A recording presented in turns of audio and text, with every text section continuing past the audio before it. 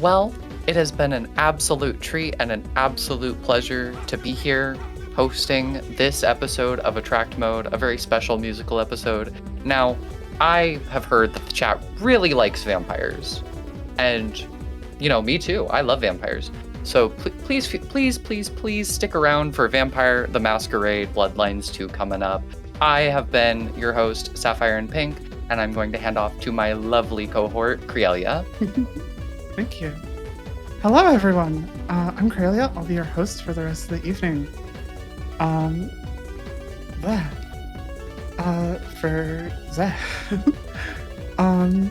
Did you know that Lady Arcaders has a newsletter? If you want to read articles written by our members, keep up to date with our events, and find out what our community is doing, visit ladyarcaders.com/newsletter or type !newsletter into chat for a quick link.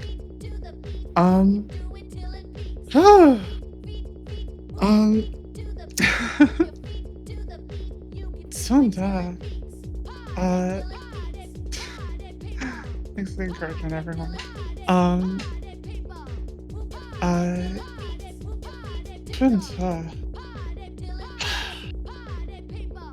Now I'm not.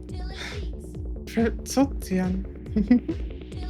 Oh, I love everyone in chat being excited. Thank you.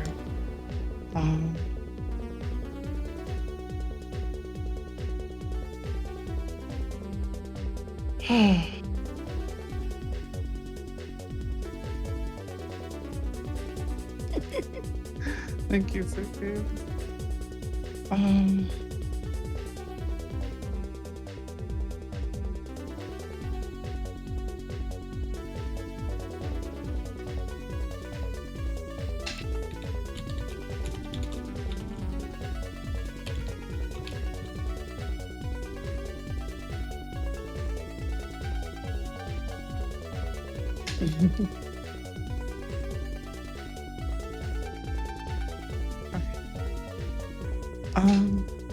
All right.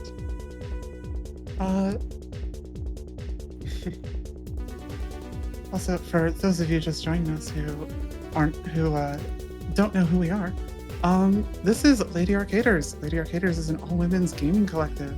Lady Arcaders welcomes all women in gaming, speedrunners, developers, and casual fans alike. In addition to our cozy private community, we run weekly showcases on our Twitch channel, as well as larger charity events throughout the year. I'm personally really looking forward to this next run. VTM, Vampire the Masquerade, is something that I've heard a lot about from our runner and otherwise, and I'm really looking forward to learning more about it. But what vampire media do y'all like?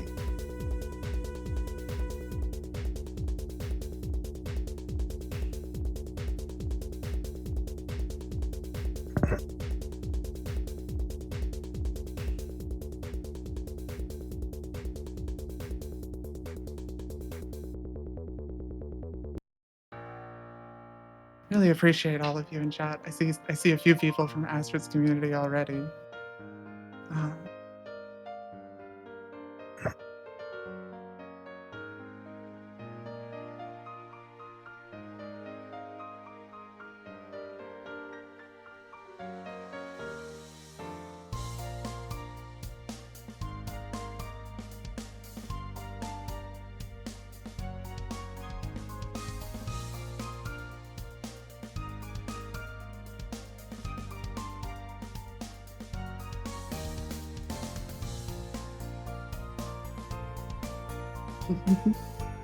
Anything queer is a very good option for vampire games. There are many good queer vampire games out there.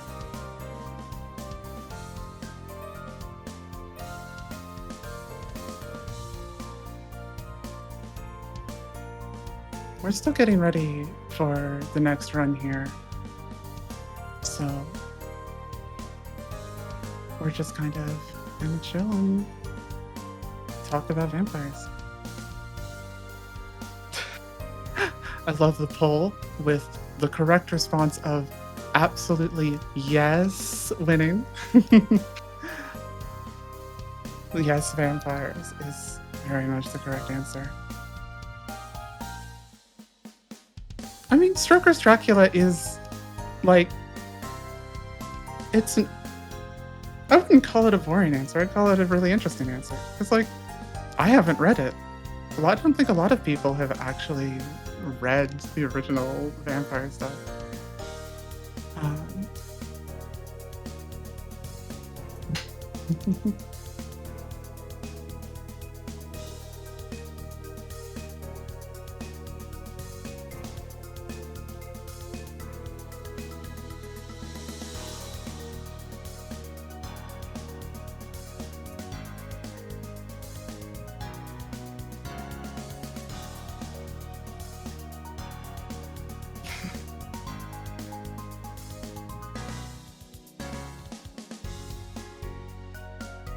do hope everyone enjoyed the Vivid Stasis run. I love that game so much. We didn't really talk about how queer that story is as well. It's very trans, very queer. Um, Also surprisingly plural. If you're looking for interesting stories with that sub theme. Oh, Molly, I mean, you can never be completely alone being a yes voter when there's so many other yes voters.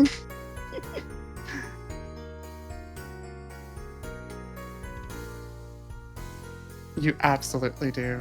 You absolutely do, Crime. It's such a good game.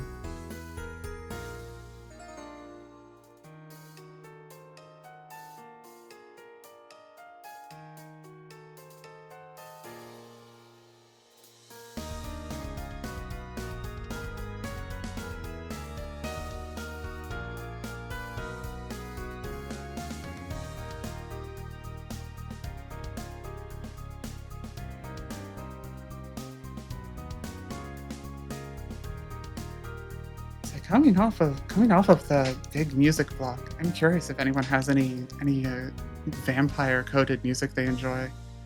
I also definitely am planning to try to get Astrid to talk music, though I wouldn't want to distract her too much from talking vampires, which she also loves to chat about.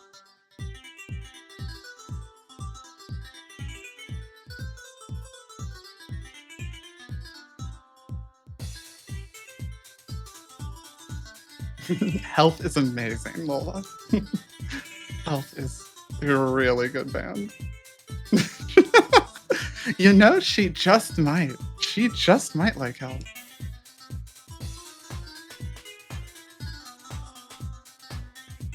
Also want to welcome our raiders. I hope you had a good stream, and I hope you enjoy what's coming up.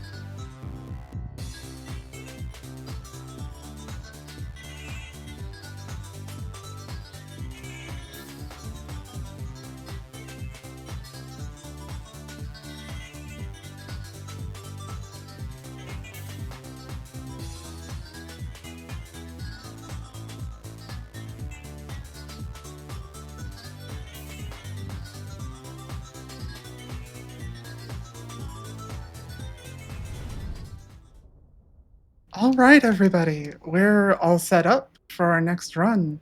So let's join Astrid the Horror Girl as she jump kicks her way across Seattle in a full game speedrun of Vampire the Masquerade Bloodlines 2. Take it away, Astrid. All right.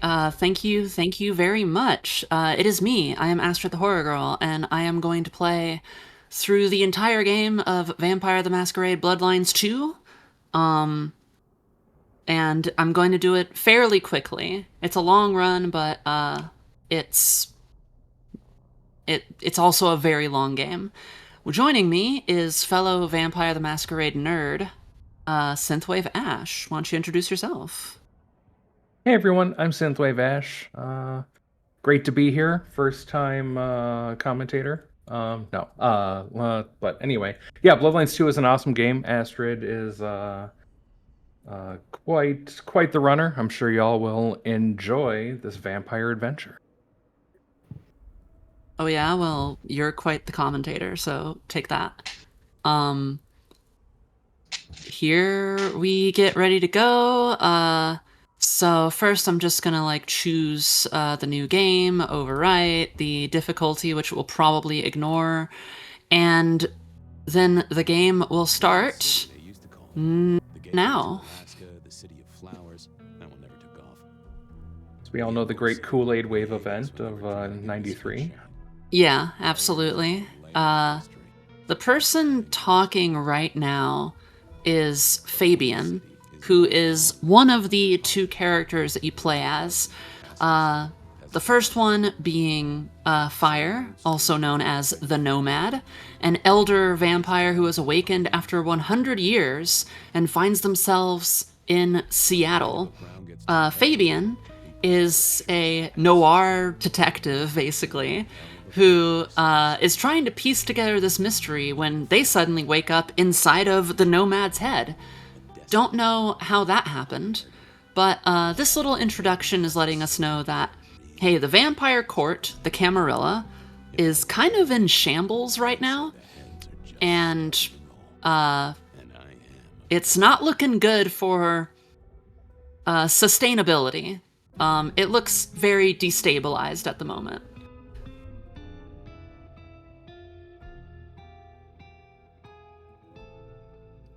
But here we go. Awakening in a warehouse. How dare they shine the bright light? So yeah. Rude. Listen, when people shine the bright light in my face, I get hungry. That's all I'm saying. And yeah, after a vampire wakes up after their long sleep called torpor, they are bereft of their vitae, or blood, and so they need to feed, and immediately after, it's an uncontrollable hunger, but obviously here, still need to fuel up a little bit, and that guy just used some foul language, and how dare they? Indeed. So we bopped him one. Mm-hmm. And yeah, that's just the normal basic attack, by the way, because vampires are very powerful and humans are not, basically, is the message you should learn from that. So here's Fabian coming in, kind of realizing, hey, wait a minute, this isn't normal. Mm-hmm. Who speaks? All right. Time to go through a bunch of stuff. So here's this kind of an option where, who speaks? You can kind of brush them off or kind of get information out of them, and then y'all decide to just get out of here for now and figure it out later. Seeing through your eyes is... Where is he then? This is quite... And, there we go. Good thing. Yep, telekinesis comes standard for vampires, so... Just a fun little fact right there is that was a little trick. If you interact with the door at a close enough time that you interact with your special enhanced senses, you can actually skip a whole section that it's supposed to teach you how to use those things. And so that saved literally about 20 seconds right there getting that. We are happy to see that. right now, we are... Ash, why don't you tell them about what the Masquerade is that we are trying not to break? Yes. Like, we could just punch these police. Why are we not doing that? We could. So the Masquerade is a set of rules or traditions enforced by the Camarilla that protect the secrecy of vampire life, as vampires are obviously predators in the midst of their prey. Vampires call themselves kindred. They call humanity kind, and so it's just the rules that the kindred follow to not draw attention to themselves. Such things as, yeah, not vamping out, if you will, in the street, not not creating unnecessary bodily evidence, not making vampires all willy-nilly. Indeed. Alright, let's see if it accepted my difficulty. It did not. Okay. Nope. This game has a little bit of a glitch that has been fixed. To where, if you select the difficulty, sometimes it just goes, nah, I don't believe you, and chooses a different difficulty. And when I say it has been fixed, this game has not been patched for me, because there's fun little glitches you can take advantage of on older versions. Cops will be through here, starting to fill out paperwork. Here we finally reached the roof of the building. What year is this? The year 2024. When did you... I have been asleep for 100 years. 100 years. That's as many And, as 10 tens. Well then. There's little fun things that you won't get to see in this game, which is Fire trying to interact with things that are modern and not knowing what to do. Like, gets handed a tape recorder with some information, just looks at it and goes, "What is this?" It's a great moment.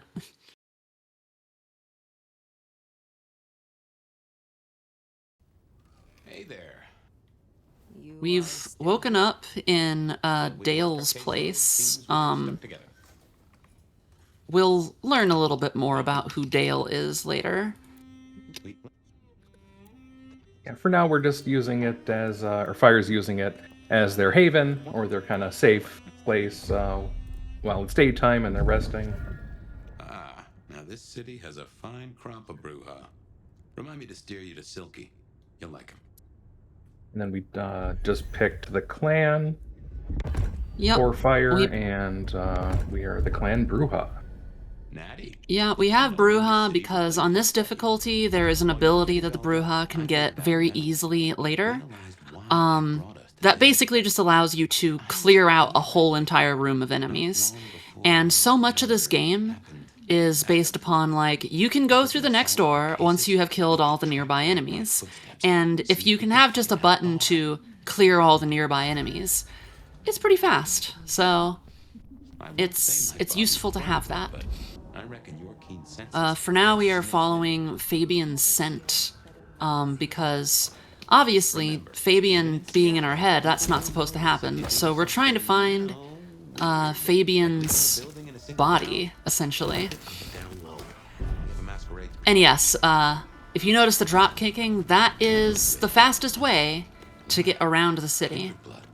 Real quick, we're gonna run in here to Benny. He's currently the sheriff, and he's kind of on a rampage killing Thin Bloods. I'll get to what those are in a second, but yeah, so the tech in this game being this drop kicking, it does two things. One, it's very fast, and two, one of the things you want to do is keep that meter at the top of the screen from going all the way into red, because that means that you've broken the Masquerade if you do that. And once again, it's changed my difficulty on me, which is the last time it will happen. Sometimes it just doesn't believe you for the tutorial.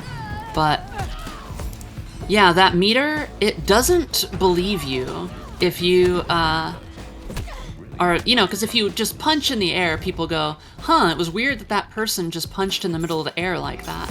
And a drop kick is the same. So chaining drop kicks together to get more speed, the game doesn't register that as you doing something supernatural. It just means that you've drop kicked in front of somebody, which doesn't raise the meter nearly as much as like doing your supernatural sprint of speed. But even then, the supernatural sprint of speed is slower than drop kicking down the road. So Anyhow, we can just do that. this someone the other night, right here. I'm sure of it. No clue who it was, but Yeah, but it's only a little weird that someone is like doing the boot, scoot, and boogie down the road, breaking speed limits, and if I had hackles, they'd have just raised up on my hat. Really, you, what I think it is yep. nobody's used to seeing it done that efficiently. That's just how people get around in Seattle. Like a brace of that's knives. true. I mean, it's winter. I would just think they really need to salt those roads. They're pretty slippery. Yeah. Look at that person zooming down there, and Mm-hmm. Well, we just happened upon Fabian's body, and here's a little memory from his point of view. Yep. As said before, after a long time of a long sleep, when kindred wake up, they are hungry, and that hunger is uncontrollable, and it manifests itself quite literally as this thing called the beast. Yep, so when fire awoken, their beast took over and fed on Fabian, and in fact committed an act called diablerie, as fire drained Fabian of all his vitae, Other than giving him final death. why did you try to And that doesn't normally mean they live in your head, for that?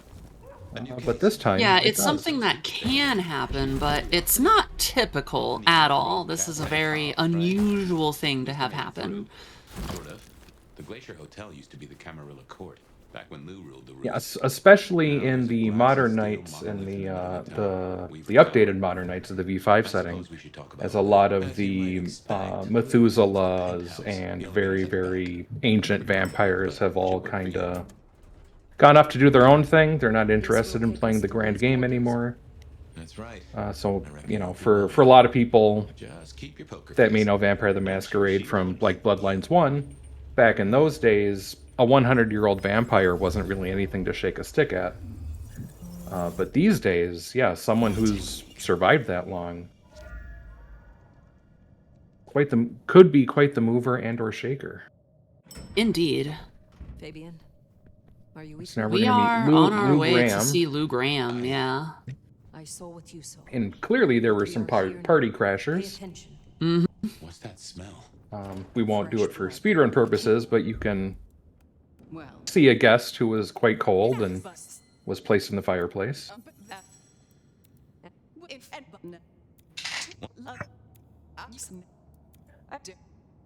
So Lou Graham used to be the Prince of Seattle. Lou like And a prince is just the Camarilla ruler of a particular praxis, a certain area.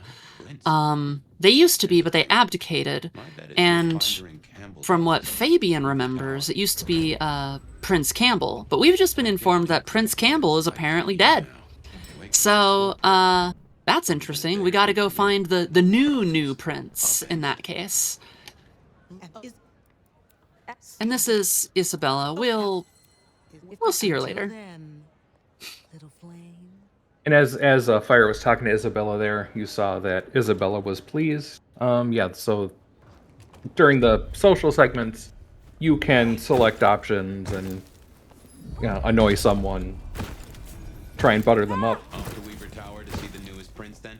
Yeah, fun. I don't like being mean to a particular character named Max, but it is the fastest way to get through the segments where you talk with Max. Opportunity or a fellow artist. And it is also, it's faster to be mean to Sophia for the first half of the game, and then faster to be nicer to Sophia in the second half of the game. It's interesting. Anarchs. They find upset. Where do they not give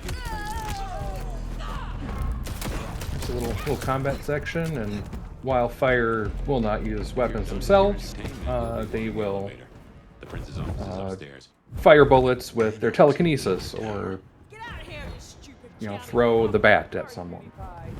Yeah. And you can Which pick up a lot of really, things. really hurts them. Don't deceive me. I'd say Back that's the when hive they call we were fighting the anarchs inside of Sumi's bar, I like to, when I play, I don't speedrun, but I like to pick up all the billiard balls. You can pick up, most things on the ground. Nice work. You can also use telekinesis. You'll see sometimes Astrid will have fire pull someone closer to them as they need to be in fist range, and sometimes you need to help the AI get them closer. We just spoke with wonderful Tali. He is the resident knower of things. Nosferatu deals in secrets and keeping people abreast of the situations at hand. And said we should go talk with Sophia, a researcher, and let her know that the danger has passed. Forgive me if I make a few assumptions, but given your clan's nature toward the Defiant, I'd expect you to be friendly to the Anarch cause. But you are a little more flexible toward In this through the elevator. Yeah, the Nosferatu, you'll see a few of them throughout the before game. you meet the prince. Shiny. They're very nice, and knower of things is a fun way to put it. They often have the careers of information brokers, whereas Sophia here is Tremere, which are known for being researchers, scientists, ritualists, dealing with alchemy, and they are also the only clan that can typically cast spells, as you would think of spells. You are blue. Their discipline, their key discipline is thaumaturgy or blood sorcery. But wait. And in fact, some the signature powers in this game is like, you can curse someone so that when they're hit, they explode. The records, the stories. Indeed. Everything they say. She is like, wow, you're the nomad. You're so cool. Sophia. She's kind of fawning over fire right now, and Yeah. I won't keep you. For now. we're like, yeah, cool. We just needed to tell you something. Okay, bye. Yeah, pretty much. Most of Sophia's dialogue is unskippable, as opposed to a lot of other characters. I wonder why that could be. You should meet the new You know. It's almost like there's important details they don't want us to miss or something. Don't know what those could be. It's almost like there's a certain poetry to it being faster to be mean than nice, because she tries to be nice and then mean. True, very true. So here's Prince Ryung. Only that I should introduce And this is the fastest thing to say to the prince, because you can't skip that little part of dialogue right there, which is the little lines that you can skip and cannot skip are interesting. There's a few times when it's like, you choose this dialogue option because you can't skip whatever the response is going to be, and therefore you want to choose whichever one's faster. Also, for the most part, all the dialogue is in the same spots each time, so a lot of people write out the routes like, choose dialogue option 1, choose 3, choose 1, choose 2, and things like that. So that is a thing in how it's written down, but some of the dialogue is randomized, and Fire doesn't have to deal with that so much, but Fabian does when we get into the Fabian sections. So there's times when I have to stop and read, actually, because I want to make sure that I choose the right choice so that I don't lose too much more time. Yeah, and Prince Ryung is in quite the tough place. The previous, as we learned, the previous Prince Campbell has been slain. The one before that abdicated. And here's an ancient vampire waking up, and anarchs are assaulting Weaver Tower, which is the Camarilla stronghold. Sheriff Benny Muldoon, who we've met, has gone AWOL on his own crusade. This is something. And Yeah. this is an interesting thing to be occurring, and while Malkavians, which is the clan that Fabian is, do have dreams lots of times, most kindred do not dream. And when they do dream, it's usually trying to tell them something. This dream is unique because you can see the sun. And kindred cannot go into the sun, or they just burst into flames and die, basically. They scorch up, and that's the end of them. So Fabian being here, having this dream, is unique and interesting. And we also hear an interesting voice going on here. And the words of this entity we will come to know later as the Gardener bid Fabian to remember something. So here comes the first Fabian section of the game. Come on, will you? I haven't got off.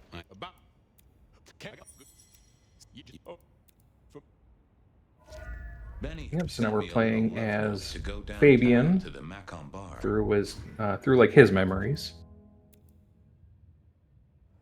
Yeah, it's notable that these are memories because you'll see that I will travel like fairly quickly through here, like with the whole blur and everything going on. That is happening not because I'm going fast, but because I'm actually fast forwarding the memory. So it's literally just like speeding up what's going along. So if I'm fast forwarding, you'll see the people, they start scooting their legs together like really quickly.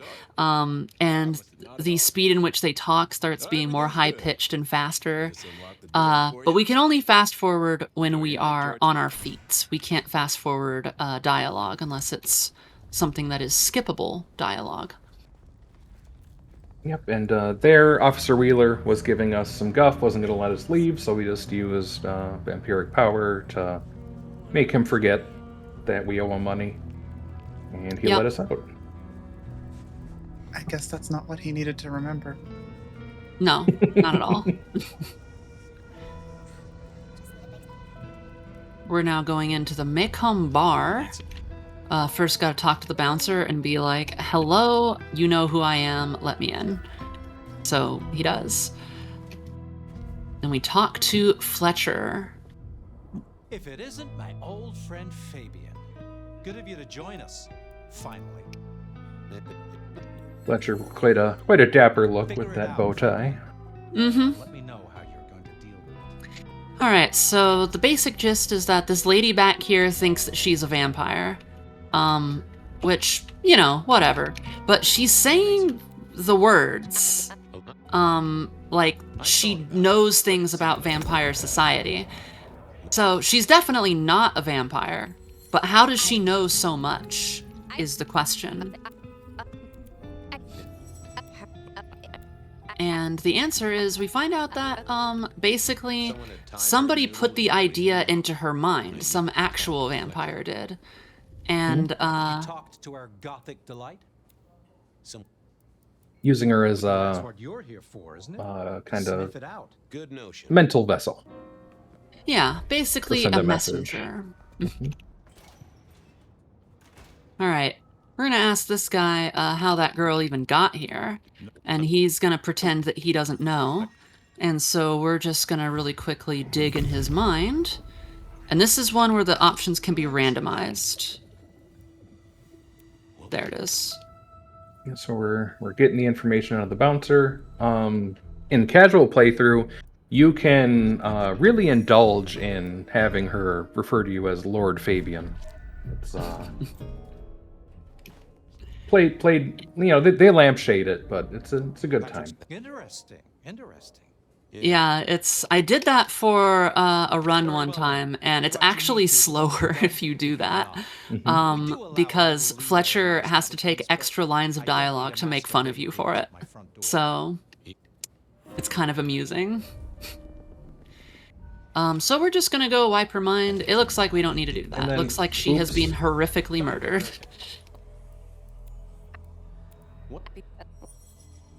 Which reminds Fabian of another case.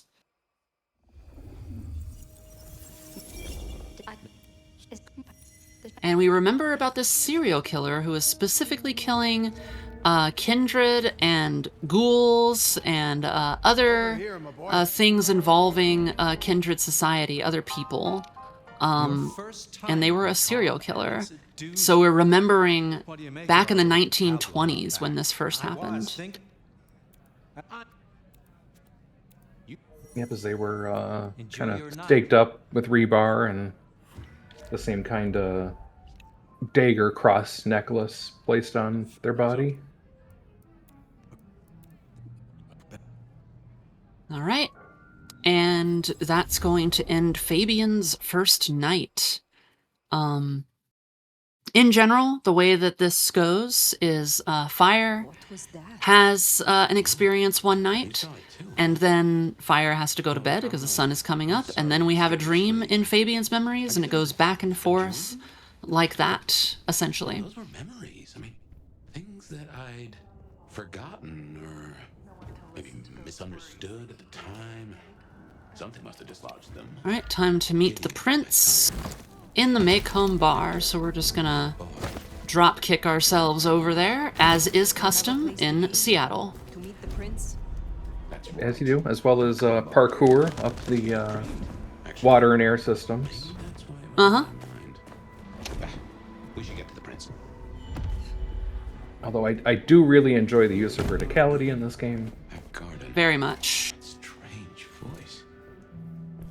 I can only think this meeting with Rihanna. As the because going along the rooftops, obviously you can glide and there's not a lot of people up there, but also while air kicking your way down the street is fast, if you air kick a random passerby, people don't like that. Yeah, no. When you launch someone into the stratosphere with your feet, they go, huh.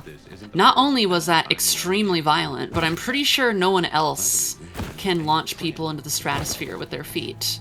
So, I'm a little concerned. So really what I'm learning is in Seattle, Masquerade stays intact if it's, normal violence. But when it's extraordinary violence. Correct. Something, live in a society, something. Yes.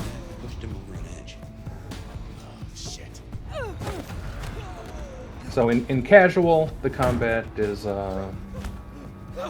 they do take a lot of damage, and it's quicker to just punch them twice. But in higher difficulties, once you see the fang symbol, you can actually feed off of them, which will refill your health. So in higher difficulties, kind of like helps sustain the combat cycle.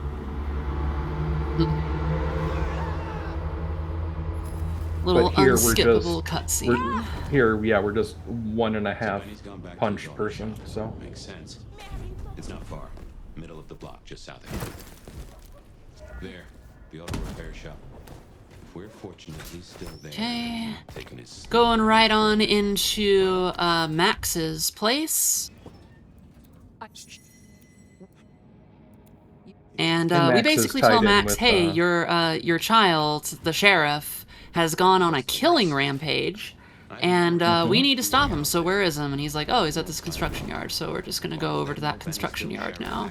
Yep, we're going to head over there. As Benny has kind of gone a little power mad, and is killing a lot of Thin Bloods, obviously potentially leaving a lot of Masquerade breaking evidence.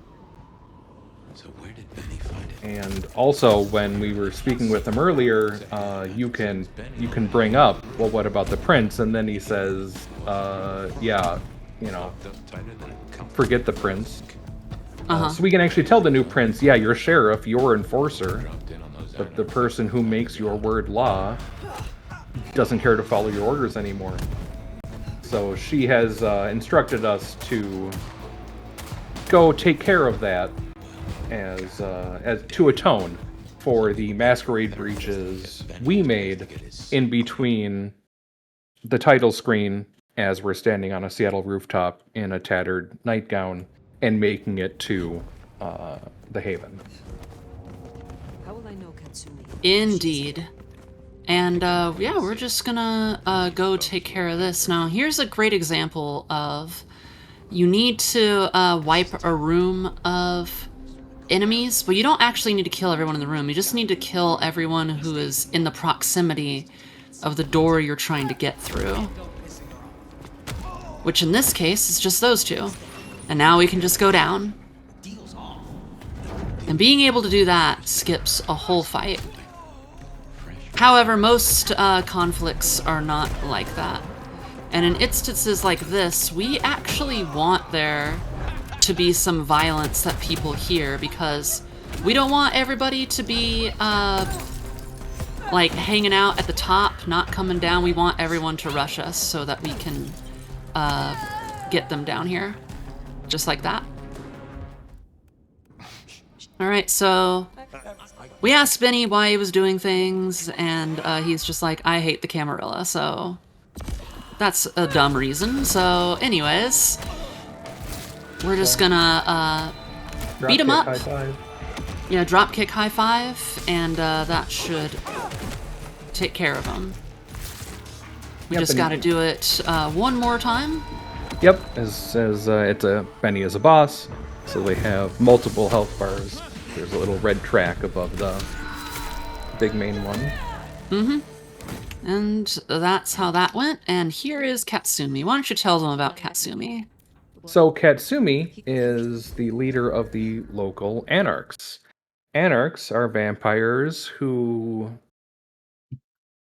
do not see eye to eye with the strict hierarchy and stuffy nature of the Camarilla structure, and instead, just want to be groovy and rule themselves. They still respect. So they still respect, let's say, the spirit of the Masquerade, and but very much not the letter of upholding the Masquerade. Poison chalice. Good luck, Sheriff. And they are obviously a thorn in the Camarilla side, although usually they're not so direct as they have been. Indeed. By the way, now we are the sheriff, because the Camarilla is kind of in turmoil, and they figure, hey, we have an elder, they're stuck here, they have a mark on their hand that seems to have bound them to this place. Our sheriff is gone, the court's in tatters, they seem to be, at least a little bit on our side. Why don't we get them to help us out? So that's what we're doing. We are sheriffing, which is something that Fire literally refers to it as if you choose the right dialogue options. For right now, we've been asked to see Lou Graham. Lou Graham is having some dietary issues, I guess we could say. Why don't you tell them about the Ventru dietary issues and such? Yes. So Lou Graham, as a Ventru, their clan weakness is they can often have to feed off of certain quality of vitae. So they need either someone of a certain, could be someone of a certain social station, could be something with a certain humor taint, as in like the Greek humor is phlegmatic, bilic. Just certain je ne sais quoi qualities.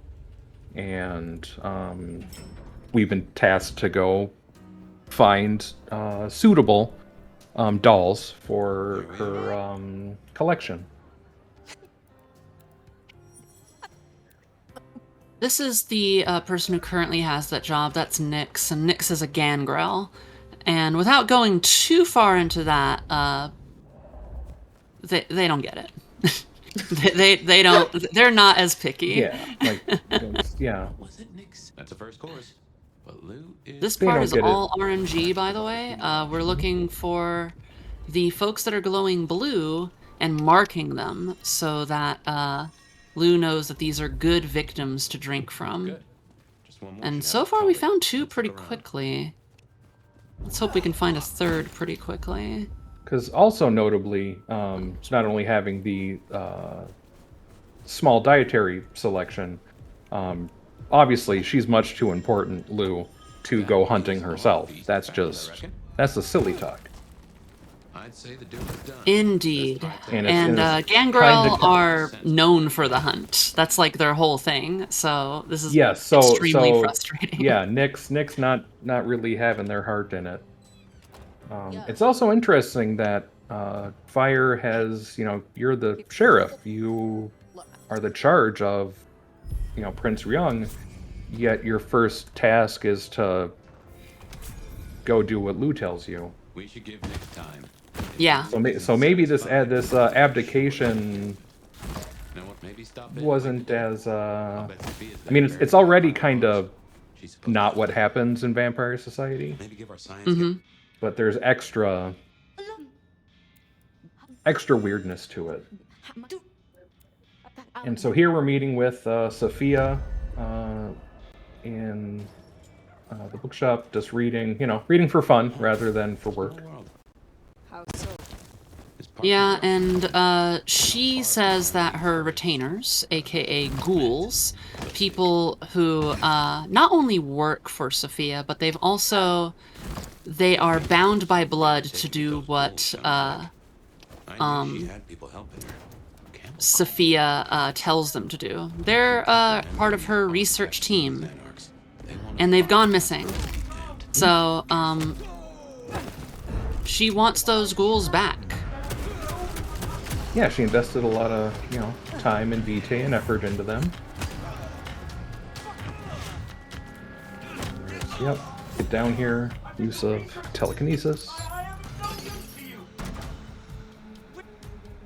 Behold, that's ghoul number 1, baby. Alright. Up we go. And Some parkour. we're just on our way to the next one. I'm going by rooftop because rooftops are a little bit faster because you can combine boosts with your kick. So that makes you doubly fast. But if you do that in the street, they'll just immediately, oh, well, that's not a human doing that. So, yeah, Masquerade breach all around. And the movement in this game is spectacular. The verticality, and also you can get a lot of mileage out of the glide. You sure can. But yeah, but gliding down the street, no, that's a Masquerade breach. No, absolutely not. You just have to slide on your butt, going Mach 20. Yep. As you say, as they do in Seattle. As they do in Seattle, and that's why nobody really cares when you do it. So the anarchs are It's We're on cold our out, way it's back to snowing. Sophia. However you get where you're going, Taking them to I'm not gonna judge. New York. New York has a heavy Tremere Excuse presence. me, everyone. Don't mind me. See, no one really cares. The meter's barely moved at all. Just saying. Best we head back to wake the dead. Alright, so we're going back to Sophia. And Sophia is sad because we didn't actually manage to save one of those ghouls. She's like, can you stay and talk to me? But if you recall, we're speedrunning, so we're not going to do that. Yep. We are so nice. instead going to talk to Katsumi. It's a shame when you live in an Because old house. Katsumi wants to talk to us As long as she's not distracted about from our agreement. her own people being, well, a little Just give her time. Got some- laissez-faire with the Masquerade, one could say. Yes, they have. As we've seen, the anarchs have taken a little bit more of a showy turn.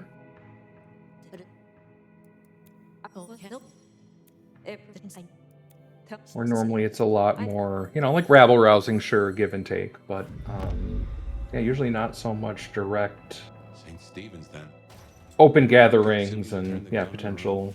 But here we Like are. the more direct actions you take, that's another N event, and every N event is a chance for a Masquerade break. And notably in 5th edition, or in the setting for Bloodlines 2, the Second Inquisition has happened. Because it turns out, if near everyone in the world has constantly connected phones and devices taking in all this information, turns out it's really hard to keep this whole other secret predator society a secret.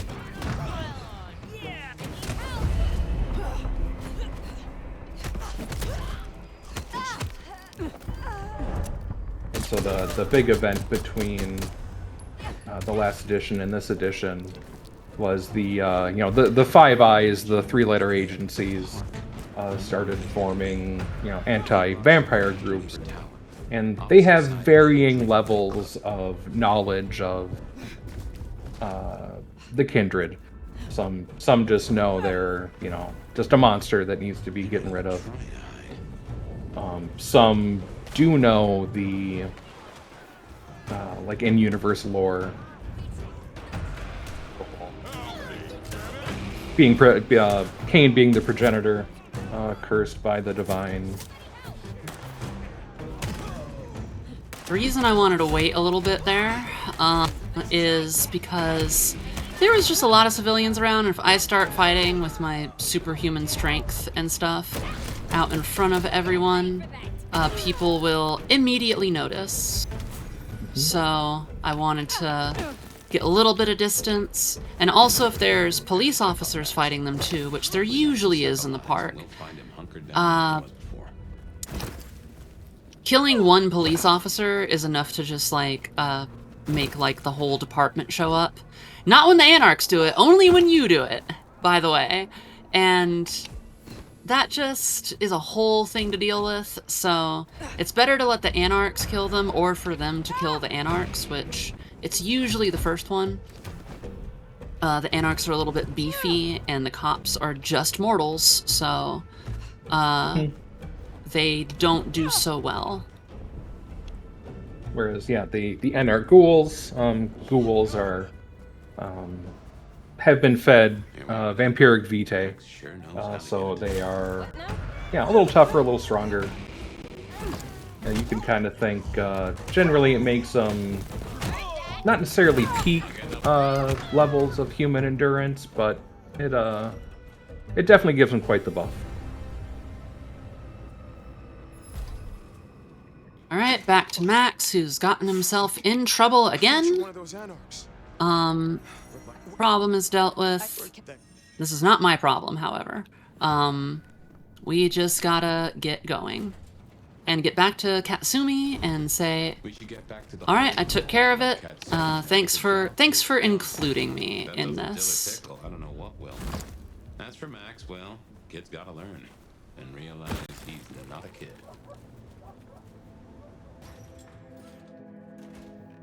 And then those will be our duties for this night.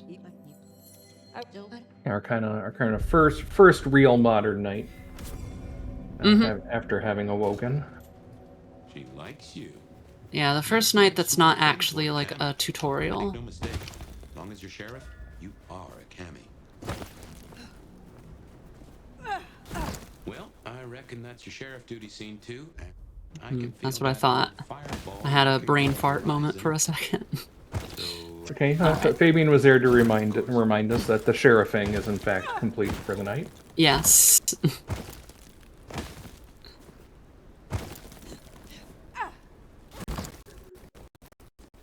Oh, that's just I love the movement. The movement is very good. Get a giggle every time.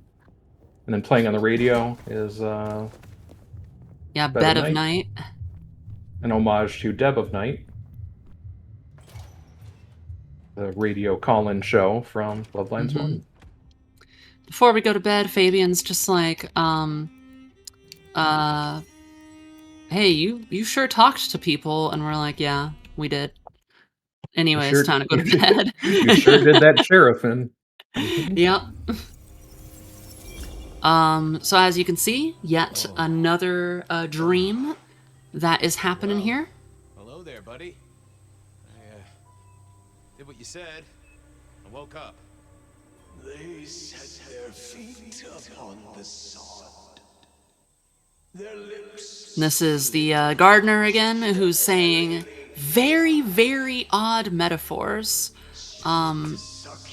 which I always interpreted as, and you can correct me if you think otherwise, Ash. Nice and all, It's but I have very, questions. Can you tell me your name? very Bahari influenced language. Very, Tel Mahera for Lilith kind of language. You know, you are correct. It is very, it does have a certain Lilin vibe to it. It does, which is why, like, this being a fairly Sabbat story, which we'll get to what that means later, is kind of surprising to me. For now, though, we have some more detectiving to do. This story is pretty straightforward, and we're going to skip a lot of it because you can sequence break this one pretty quickly. A few leads on the enchantment of Whitby Island. It might just be a line in Okay, George it's Road, being but grumpy. detect these. Sometimes it won't let me interact unless I pick up the thing. Video game. Alright. It's being a little bit mean to me, but that's okay. Luckily, this game is good about just restart at last checkpoint. Ah, a stack of old. Oh yeah, a few leads on the Okay. We're just gonna go through this letter. my notes on One thing, basically, the girl that we're talking to, Verona, she believes that she is being stalked by someone. And so, naturally, we're going to do our detective thing and figure out who that is. The reason that we take an interest in this case is because the person who's stalking her seems to be aligned with the whole rebar killer case that we are on top of. But I'll leave it to Synthwave Ash to talk about why was Fabian talking to that paper? Take a look at my options. Figure out where to go first on my mental map of Seattle. I'm very curious about it. Why is Fabian talking to random inanimate Why objects? is Fabian talking to random objects? Which, I'll tell you one thing. It has to do with being in Clan Malkavian. But yeah, Ash, if you want to tackle that one, you can go ahead. So, yeah, notably, Malkavians are a little bit mentally different. They have a thing in previous editions, like their own. It's called the Madness Network. They're often hit with visions, just kind of weird oddities, things popping into their brain that they don't know where it came from. Notably, this manifested in Bloodlines 1 with you being able to argue with and threaten a stop sign. Yep. And you can think of it this way. Malkavians function just the way that they think about things is different, and you can think of it in terms of Fabian like Sherlock Holmes. You know, there's the very famous Sherlock Holmes instance where he can tell that somebody has a dog by just looking at their cane, and he judges from like the tooth marks that are on the cane that he has a dog, and he can tell the general size of the dog by the size of the teeth marks that are in it. Well, Fabian can do that too, only instead of just deduction and looking at things like that, he has to have a whole unhinged conversation going on with the object that he's analyzing. And, You know, same difference. yeah, pretty much. Oh my gosh. Sometimes the doors just please. close on you and you haven't made it through. That is another glitch that this game has frequently. In previous editions and games and media, Malkavians were handled quite clumsily. Instead, I like to think of them as like just take any way you could see the world slightly differently. Someone just has a weird, just kind of an interesting, novel take on a thing or way of seeing the world, and then just crank that up with vampirism. Yeah, and a lot of other clans, I would say almost every other clan, either don't understand how Malkavians work the way that they work, or they just don't care to. And they're fine with just saying, oh yeah, Malkavians are lunatics, and moving on. But anybody who takes the time to get to know a Malkavian knows that it's never quite that simple. Most are extremely intelligent, very perceptive, and honestly very fun to be around. But they just see the world differently, they interact with things differently, and that is all there is to it. Yeah. All right, we're gonna take a quick step into the Atrium nightclub. Ooh. And we won't be in here for very long, but we will be here for very long with fire later. First, we gotta convince this guy to let us in. Basically, we're hitting them with this ability called Mask of 1,000 Faces. And Mask of 1,000 Faces, basically, if you've ever seen Doctor Who, it's the psychic paper. And it lets everyone who looks at us see someone who they want to see. And then we just have to keep up the charade, essentially. I'm also stealing that explanation. Oh, I'm glad. Of psychic paper. All right. And yeah, it seems as though Fabian found another. Uh-huh. So of course, naturally, we talk to the person currently impaled. Mm-hmm. As part of deduction. I like to think we will of be it back as, to the Atrium nightclub a little bit later, but for now, we have another flashback. Yep, the memory in a memory. This evening's topic for discussion. There's Lou and co-prince Rosalind. Oh, I pushed the wrong one. Now I have a couple more dialogue lines than I wanted to, but that's okay. That just shows how important it is to actually choose the correct lines. For everyone else for the party, what counts as mingling is going up to them and immediately saying goodbye. That's such a mood, though. That's the kind of party I would like to attend. Once again, I want to note, cannot skip Sophia's dialogue. You said Gideon the puzzle? You are just as I imagined. He has told me so much. I mean, not that we talk behind your back or anything. Still sporting the high collar look. But it's all good things. Yep. Turtleneck and modern Anyways, night. goodbye. Yep. I couldn't keep Lou Yeah, that's waiting cool. all See ya. night. Time to head up. Mm-hmm.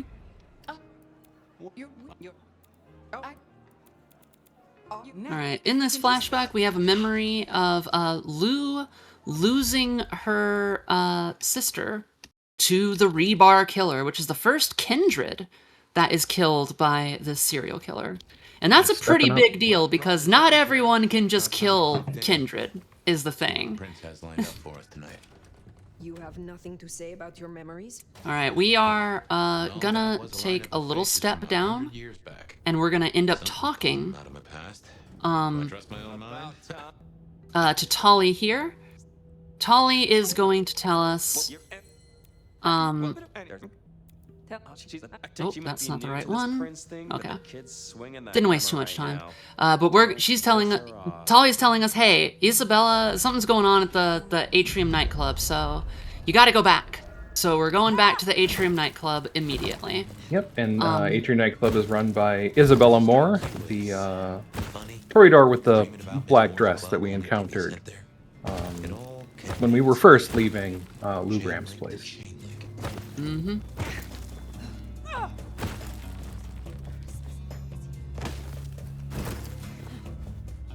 I had to like reset my course because I was like, I am going to launch that person into the sky. I need to not do that.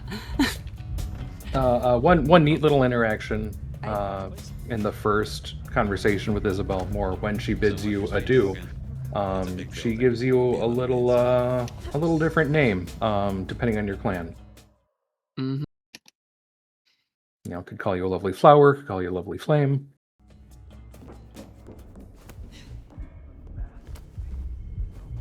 Please, video game. Railing, please. Oh my gosh, this game is silly sometimes. Notably, Okay. solid objects. Still an issue Yes. for vampires.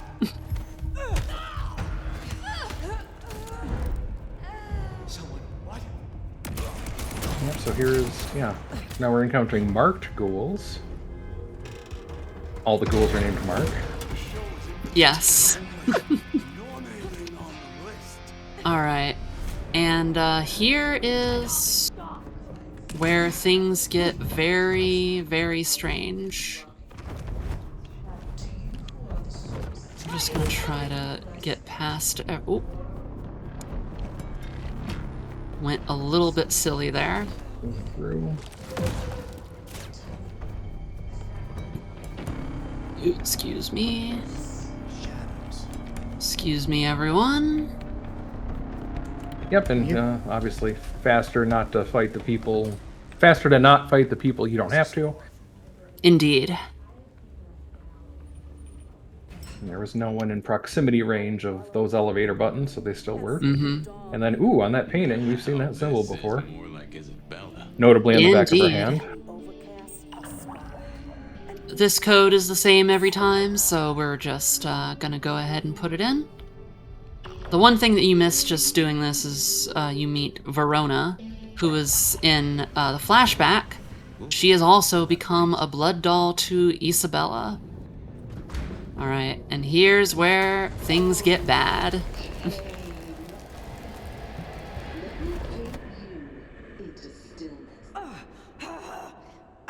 What's wrong? I feel Fire? Fire? You alright? she has Something done is afoot, something to or a me. hand. She knew you were coming. She practically brought us here to sap your power. What? Alright, we are in the club, so obviously potential flashing light warning. You just gotta... But thankfully, everyone kind of takes their turn, more or less. Yeah. This fight is kind of a joke if you play as a Toreador. Because even though it's just like, well, Astrid, isn't it kind of a joke right now? You just punch them and they die. If you're a fighting game enthusiast, you'll know what the phrase startup frames mean. And Toreadors have basically no startup frames for their hits. Bruja have quite a few, so if you get caught in a combo that these folks are throwing, it's hard to get out of it.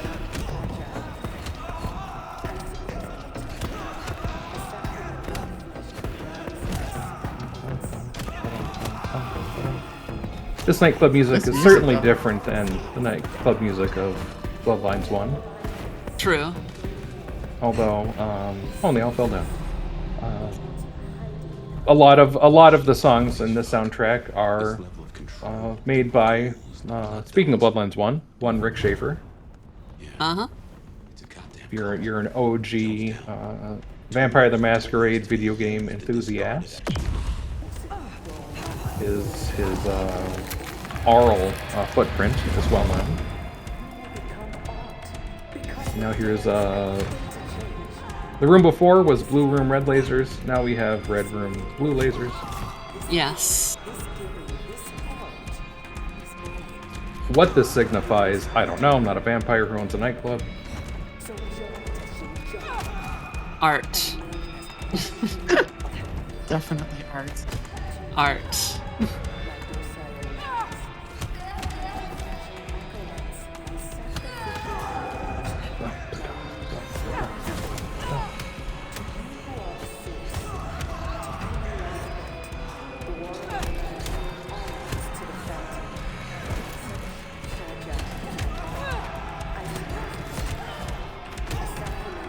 Alright, these are just auto scrolls, by the way, if you are wondering.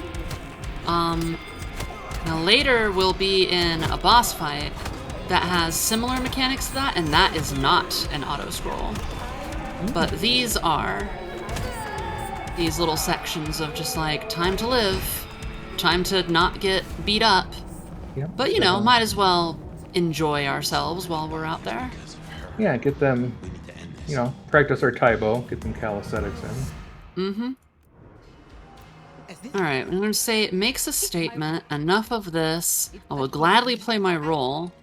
And then if we need to, we can use our discipline. Because she's excited to play with us, basically. But also, Alright, it is very on brand for a Toreador to make you fight until they're done doing their performance. Indeed, but I'm going to get her back in because there's one thing that Toreadors hate. It's when you start destroying their art. So normally she'd go over and she'd hang out behind the DJ booth right over there. But if I start destroying the studio, she comes right back. And that's exactly what I want. Yeah, aesthetics is serious business. Alright, there we go. And taken care of, and that is the fight in the atrium, and the atrium is done. No more nightclub. We never have to go back there. Get a little bit more music though. As we fade out there. So just informing the rest of the court of the findings of our sheriffing. Getting back in here, we are now going to level up on the Bruja stuff all the way. And we never need to do any of the other level up stuff. There is a system in place to get any of the other things on any of the other trees and stuff. And you can do that. However, because of the system of this game, you can't just simply be like, yeah, I'll just buy those things. It's a whole system of drinking the right blood, going to see the right people to give you the right, for lack of a better word, training to be able to use these things. So that is why.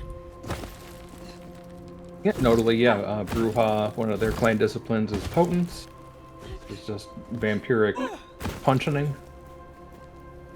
And the second, so the penultimate ability is an AoE, like ground and pound, ground quake kind of move.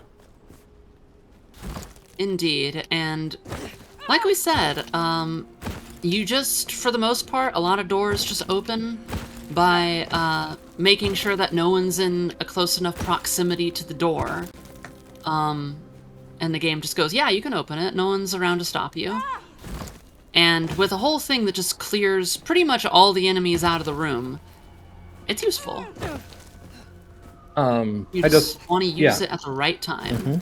I also want to point out that even though there's like many levels of disciplines in this game, nearly all of them are 4 to 5 dot powers and the TTRPG, and your like disciplines only go 1 to 5.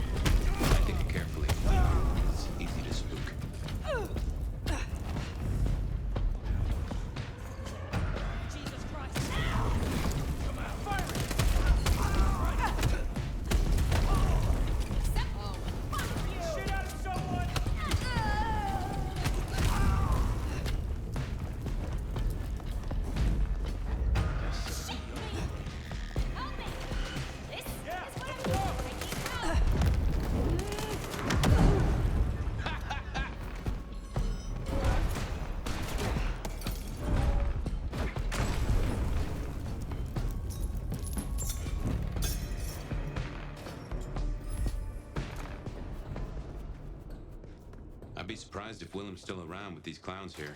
Still, doesn't hurt to check. Huh. These switches look familiar. Can't place why. I reckon these are a normal part of the parking lot.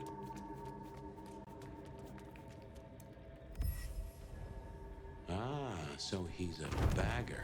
Doesn't just drink from the vein. Looks like he sends ghouls to make... Watch 6!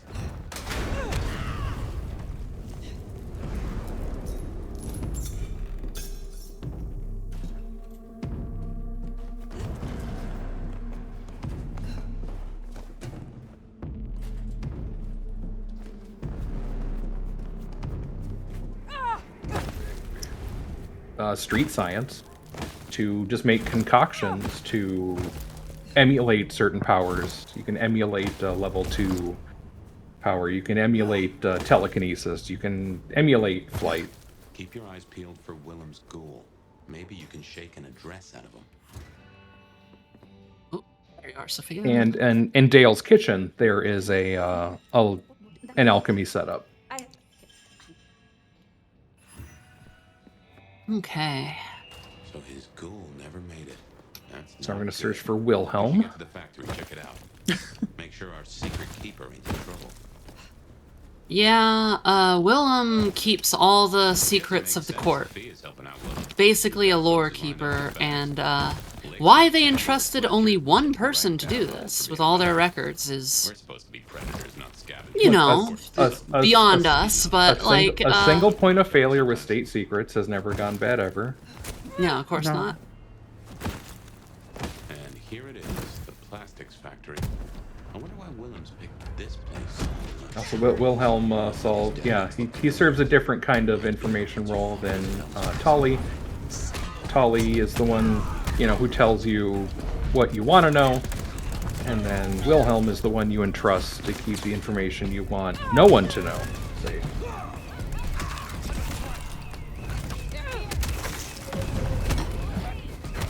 I want to drink from this thin blood, because they give you even more blood when you drink from them. And if I can get that... Hold on, let me just... There we go. Excuse me. Right here is where we can just attract a whole bunch of people around us. And then we can smash ground again. We're still missing someone. Oh gosh darn it, guys. Few of them. Why were you over there? They're off being loners. Oh, I know what happened. Okay, that's unfortunate. They all went behind there because they don't know how to go through that gate. So sometimes they figure, hey, let's just go around on the little stairway there, even though it's a far longer process to do.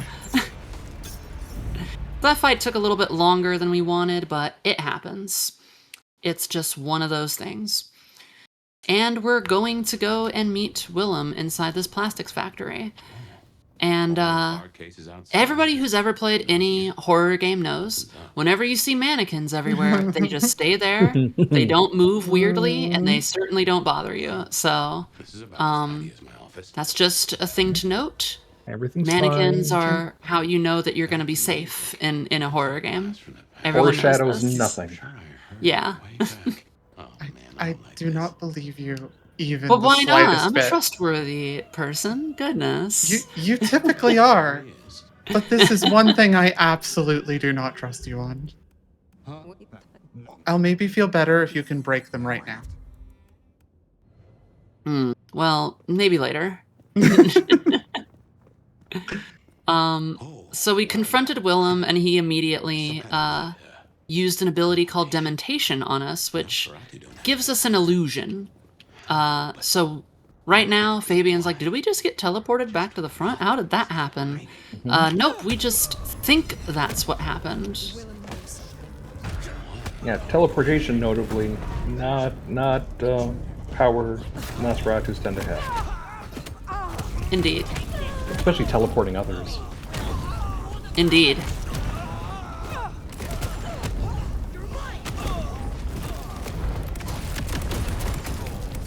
Although, notably, when we dispatch of these baddies, they kind of explode There in we a go. burst of light. And that's weird. All right, the illusion continues. This isn't teleportation. This is all hallucination. Let me in, please. Hello. All right. First mannequin attack. Mannequin attack. So, now, Mannequin yep. attack. Now Willem's not even bothering with the facade of the ghouls. Indeed. But nope, we're just doing the crash test dummy fight.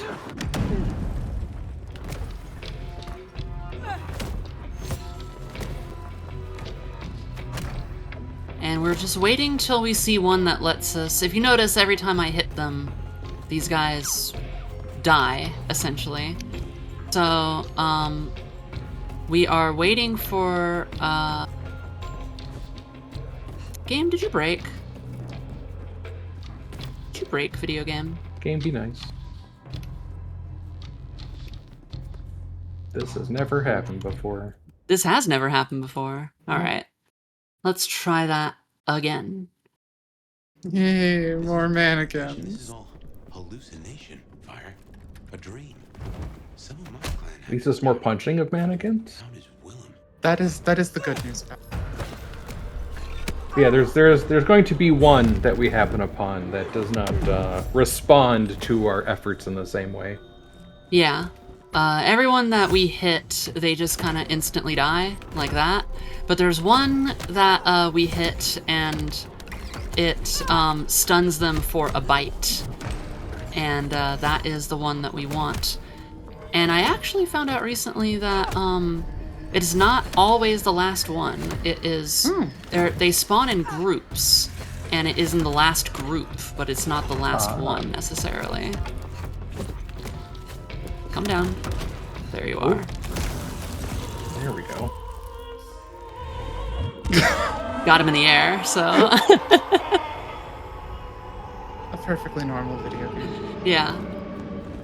Alright, now we are going to be in Willem's memories here. And if you stick around and listen to all the dialogue that is said, it gets extremely sad. But don't worry, we will not be doing that. We are just going to be looking for these little phonographs. And they're in the same place every single time, but it's supposed to be like a little game where you kind of like follow the sound of them. And... Oh, I was standing on it. I was like, this doesn't seem right. Find all the gramophones. And... I went down too far. Okay, video game, listen, I said I was sorry. You don't gotta be so hard on me. A nice use of verticality in the level design here, although it is kind of being a bugger right now. There we go. Okay, and Willem is not doing too well. He is strapped in a suicide vest. It is not looking good. It looks like the bomb's gonna go, and... ba-boom. That, right there, I would say, is an excellent place in the game story for us to have a little bit of a break. So I hope that y'all have been enjoying so far. But we're gonna take a little bit of a respite since this is a very long video game, and that's essentially what's gonna go on. So we'll be over here hanging out with this tree, you know. Yep. Yeah. So I hope everyone, just takes a chance to hydrate, get that vitae flowing again. Yeah.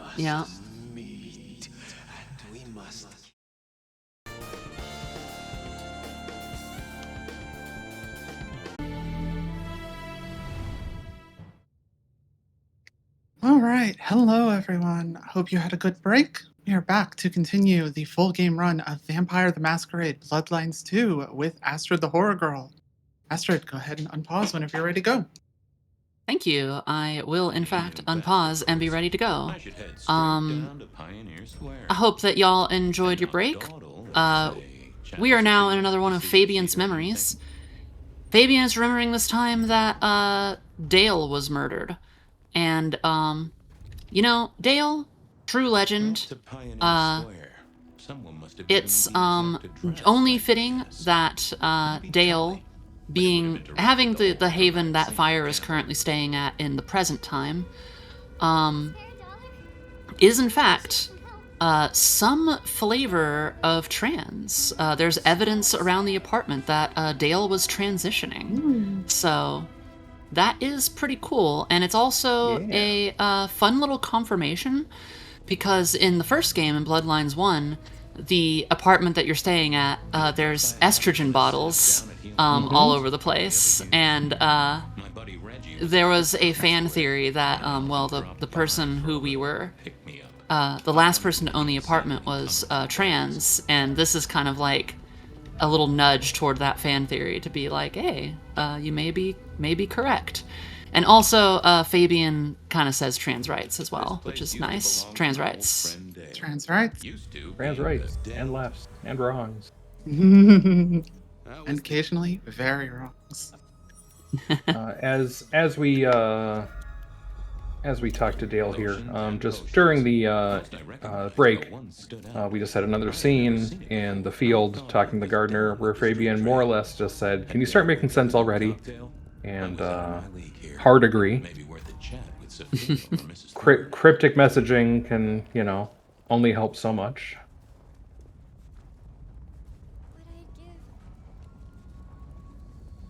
We're just fast forwarding through the dream. Yep, look at that. Look at that waddle. Power waddling. What's better is if you look down. Oh. We are now just gonna visit Mrs. Thorne because we found some potions that Dale had, and we're just gonna ask some questions about these potions. She'll have half of the answer. Sophia will have the whole answer, so we gotta take it to Sophia a little bit later. Also, one of the things I love is how... That's what I was gonna say, is the potion is like inside of a ranch bottle. And that's kind of great. Hidden Valley vampiric powers. Yeah. So, I love the drink names on the back there, and I actually really want the ghosted. I might go make that after this. I bet that it's great. It is, in fact, this way. Okay. I knew I was going the wrong direction, and I just needed to be like, okay, but am I? And had to check. My brain farted. I was thinking about the Hidden Valley vampiric vitae. The ranch is too powerful. Yeah. Really threw me off there. Makes my Midwestern heart fill with joy. Oh. So Weaver Tower, right there. Yeah, that's where the court stays. Right now it is Prince Campbell. And he's upset because, haven't seen the Rebar Killer in like 100 years, and yet people are being Rebar killed. So he's wondering what's going on with that, and why the sheriff and Fabian can't answer. It's all remakes. Mm-hmm. All right, Sophia. Hey there. How's my favorite forensic department? Baby. Oh. I love how when you skip through some animations, like because the dialogue is attached to the animation, they just like flip around or scoot into the scene and stuff like that, because the game has to catch up with it. All characters secretly took ballroom dancing at the community annex. Indeed. Practicing their twirls. Mm-hmm. There she goes. Yep, and then she's like, nope, done peopling. I'm gonna go back to back to my research. Normally, you have to go, like, it's like, who might know who would be drinking this potion? And you have to go talk to a whole bunch of people and stuff, but we know that Tolly knows the answer, so we're just gonna go straight to Tolly. The thing about Tolly is, though, he is on the other side of the map. So it's just going to be the long trek over to Michael Tolliver. I do like the touch of the statue in front of Weaver Tower is evocative of Lady Justice. Mm-hmm. But not really Lady Justice. Mm-hmm. Commentary on hierarchy in general. Oh, that sign is good too. Feed your faith, your Fears. your fears. And the lights go out, and then it just says "Feed your fears." It's good. I love silly things like that. Yeah, the map is great. There's many collectibles. There's many like world building things to see. Although it's not an exact 1-to-1 of Seattle. Some things have been flip-flopped.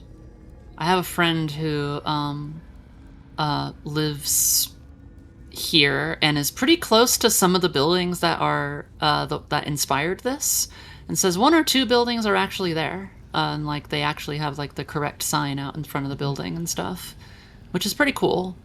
And also, apparently, the building they used for the Atrium nightclub had a Vampire the Masquerade Bloodlines 2 party the other night. Oh, sweet. Yeah, that's awesome. All right. There we go. Willem was the buyer. Yeah, notably here living in the Twin Cities of Minnesota, the Vampire the Masquerade comic series was based here in the Upper Midwest. I was pretty sure Willem hung around. There is also, I think, Chicago by Night, which is pretty popular. Yep, Chicago by Night is there's actually quite a big to-do going on down there with some elder Methuselahs who have not fled to fled the new world back to the old world. What's that about? Yeah, what could that be? What's going on there? Even though it's really just, Helena Manelli spatting still. Mm-hmm. Forever. If we do this right, we can actually leave this conversation with Hector before the scene even loads in. There we go. All right. Did you know the victim? Did you see anything? Tell me what you saw. You will not tell me what you saw, therefore I must look into your mind for it. Mm-hmm.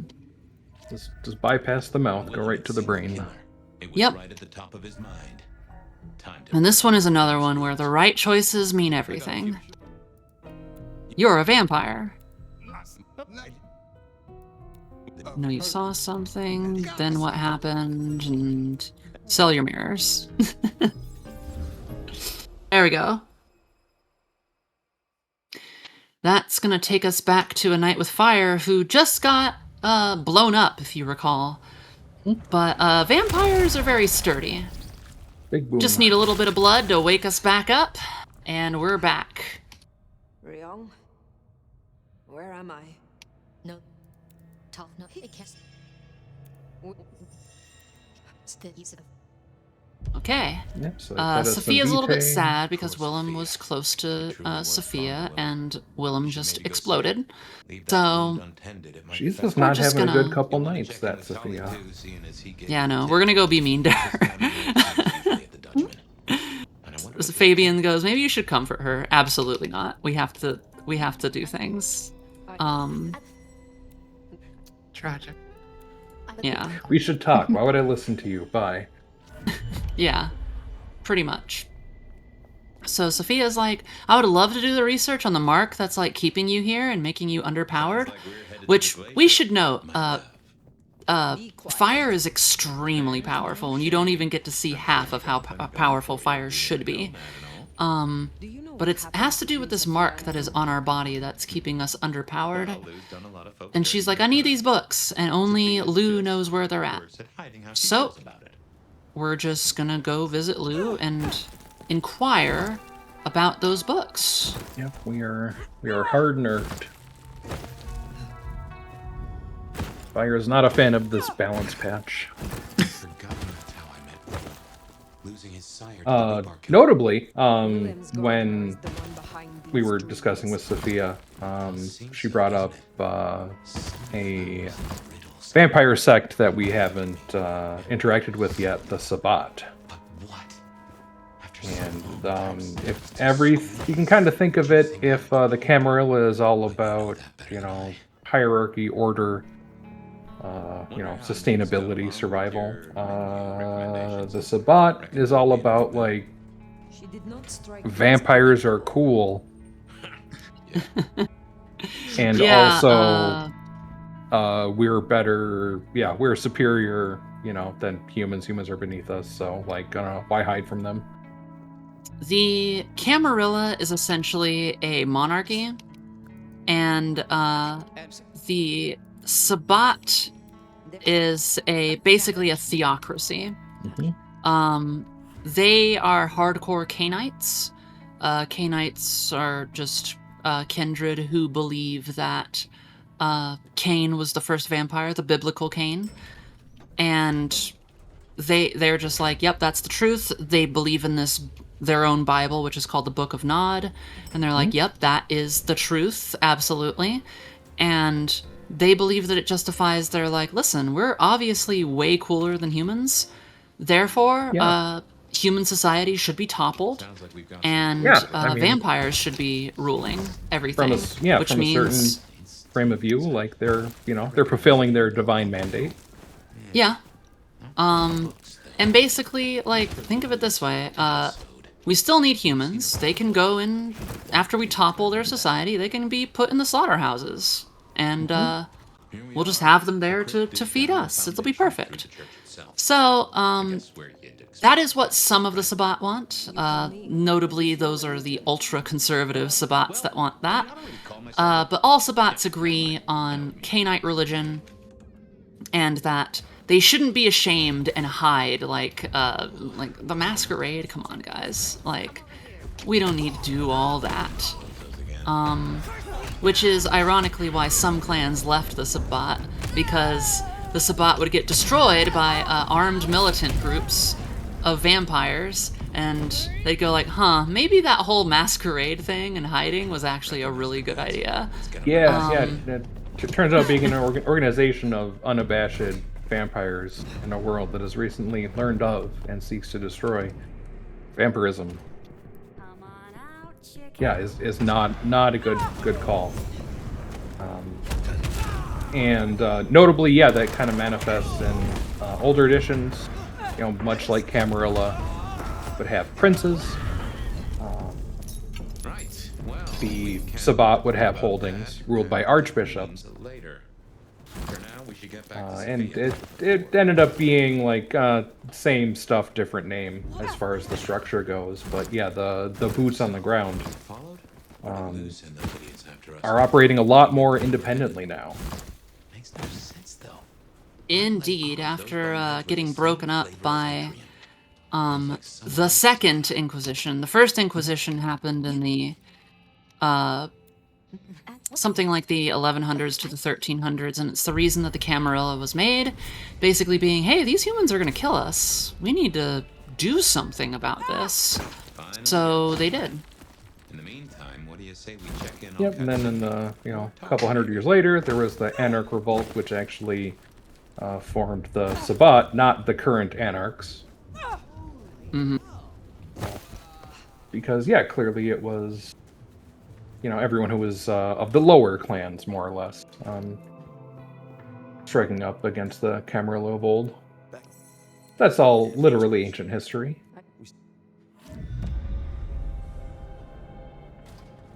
Alright. Now we gotta go see Silky. Yeah, we found that one of the blood dolls that Isabella was using is turned up, and she's going around being like, "Hi, are there vampires here that would like to bite me?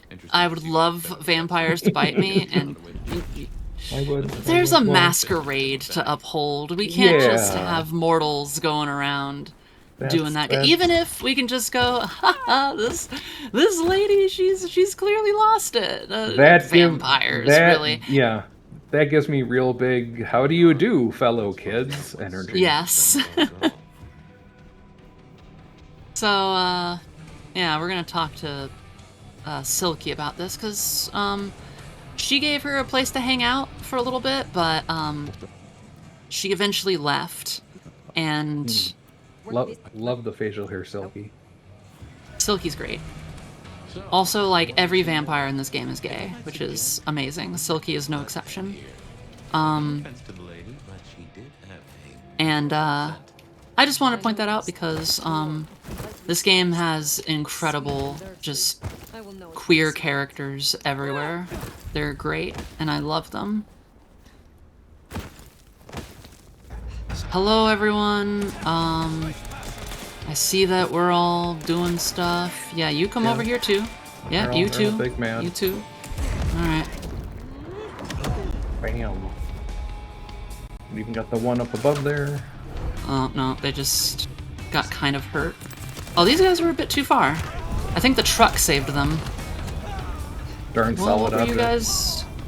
Yeah, what were you guys doing on the other side of the truck? Yeah. Get down here. NA.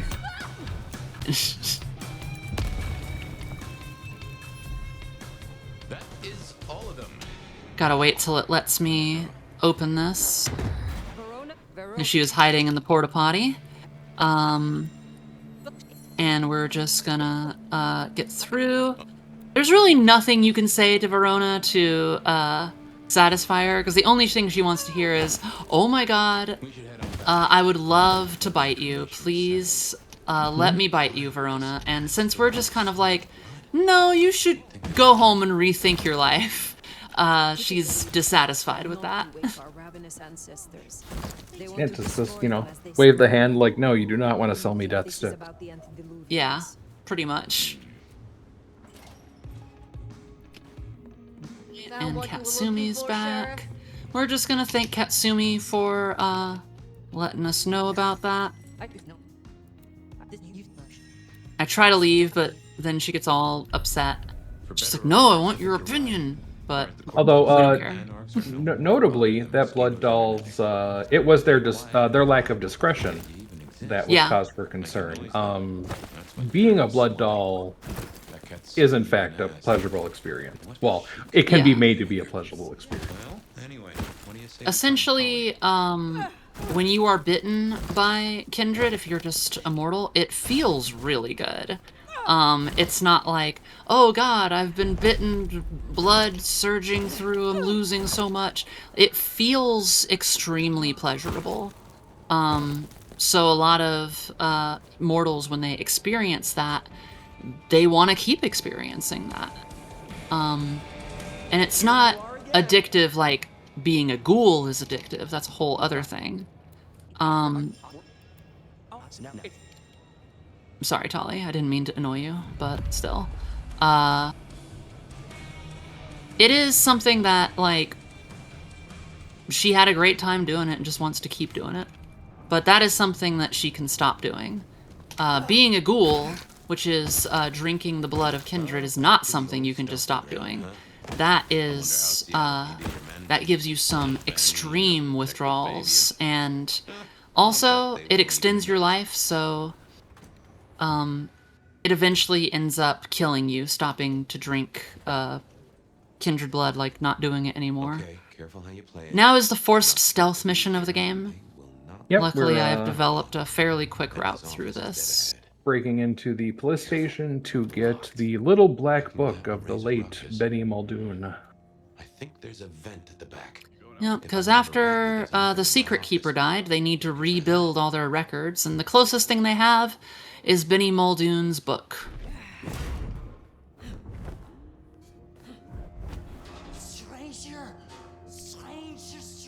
Because notably, yeah, things are kept analog these days. There's still a guy out there. As Nosferatu, before the Second Inquisition, actually ran their own internet called ShrekNet. Yep. And Not Shrek after, the ogre, but Shrek after the last name of the person who played the original Nosferatu, Max Shrek. Yes. ShrekNet.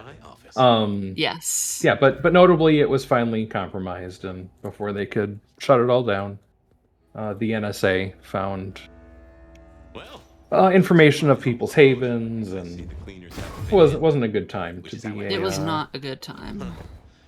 Be a vampire of some import. This is not how I expected an elder to spend their time. Oof, that's just the ticket. All right, we got the book. Now we just gotta wait till Fabian talks so that we can just walk out of here. There's lots of different agencies of vampire hunters. The IAO, who you will see later, they're basically just like, oorah, let's hunt some vampires. They aren't really trained to do that. They just have government money at their disposal, and they use it to find vampires. So the tricky thing about them is that they know where vampires sleep, and that's horrifying because vampires can't do anything during the day, really. They just sleep. So that's the best chance to destroy them. Other ones, like the Society of Leopold and the SAD, they know how to fight vampires, so they will. And they are very intimidating to deal with. Yes, the IAO or the Information Awareness Office is very much just the in-universe three-letter agency, apply aggressive patriotism to a target kind of group. Well, that's everything that was on the Whereas Society of Leopold has, you can think of that more. They're more your like Van Helsing, like old school. Some tie-in with the church, kind of vampire hunter society.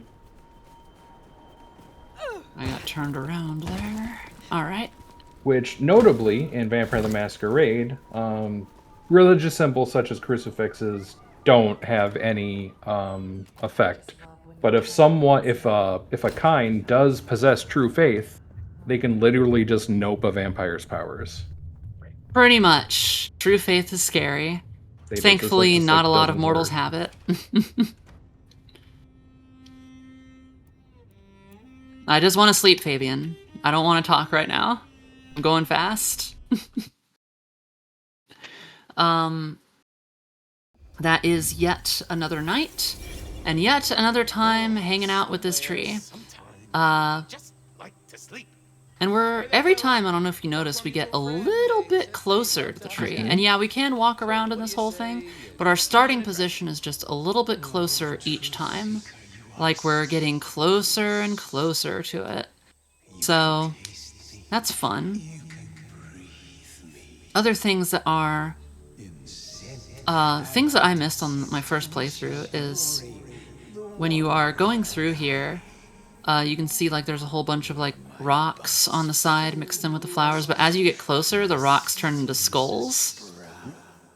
And that's pretty cool. That's good. That offsets the fact that the sunflowers aren't facing the sun. Indeed. But this is a game about vampires and undeath, not plants. Now turn the sod and slip beneath the soil. Slip beneath the... Okay. Fabian is frustrated, which this is just... I'm on Fabian's side. Listen, this is just how Malkavians talk to each other. Exactly. So what's the real secret? Just as frustrating to talk to another Malkavian. Yeah, just because we both see the world oddly doesn't mean it's the same oddly. Exactly. All right. What's the deal? Here's catching up on what I believe is the most horrifying part of this entire story. Still trying to catch that rebar killer. But the thing is that nobody remembers anything. So we dig a little bit deeper in some of their minds, and we find out that the eyewitnesses, who can't remember much, the last thing they remember seeing is a pregnant woman going by. And that's interesting. And there was some security camera footage of that as well. All right. Yep. I just also kind of want to point out something.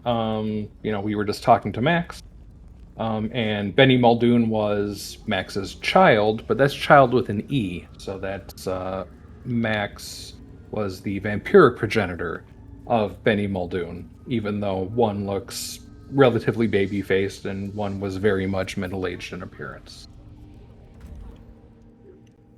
Indeed.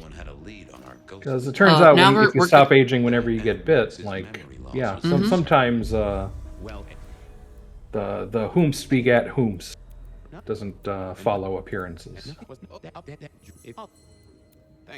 All right, so we interrogated the filing cabinet, and the filing cabinet let us know that there's some other people who had memory loss as well, such as our good friend Mr. Lemon in the dunk tank. Yep. And also we're thirsty, so we're gonna take a little bite. Well. Yes, Fabian is also quite an ethical consumer of Vitae, I would say. Yeah. Only volunteers.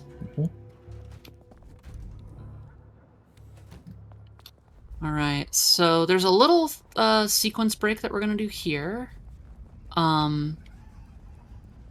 where you're looking for this one person that Fabian frequents to go get blood from, named Carla, but she's not in her usual spot currently. So you're supposed to go on this whole blood trail search throughout the city to try to eventually find where she's at. But she's always going to be in the same place every time, so I'm just on my way to where she eventually ends up. So this skips a whole search through the city. Can either do the mechanic or just go to the end goal. Speedrunning 101. That's yeah. I don't. I've Thank you, Carla. All right. We're just gonna head over to the last person that we need to talk to now. Jaywalking. Crossing when it's a red signal. Right. Very important. Losing humanity left and right. Next thing to tell me vampires don't return the cart to the cart corral. It's possible. What a world. I think my favorite part of that is that he's not running. No. Just a sped up walk cycle. Yeah. Oh.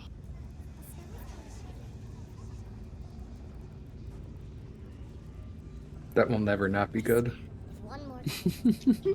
Pitter patter, pitter patter, pitter patter. All right, hello there. You had some memory issues? Come on, what happened? You won't tell me. Very well. I shall psychic paper you. Troubled by ghosts. I'm a priest. Yep, if you won't tell me, you'll tell somebody. Yep. So hi, I'm somebody. I use the term psychic paper because I feel like more people know it from Doctor Who, but the term Mask of 1,000 Faces is pretty incredible. So, let it be known that that is what that ability is called. We're going to argue with the filing cabinet a little bit more.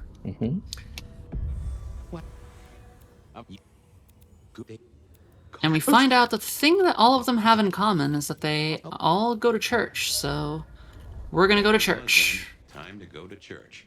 Something I didn't often say, let me tell you.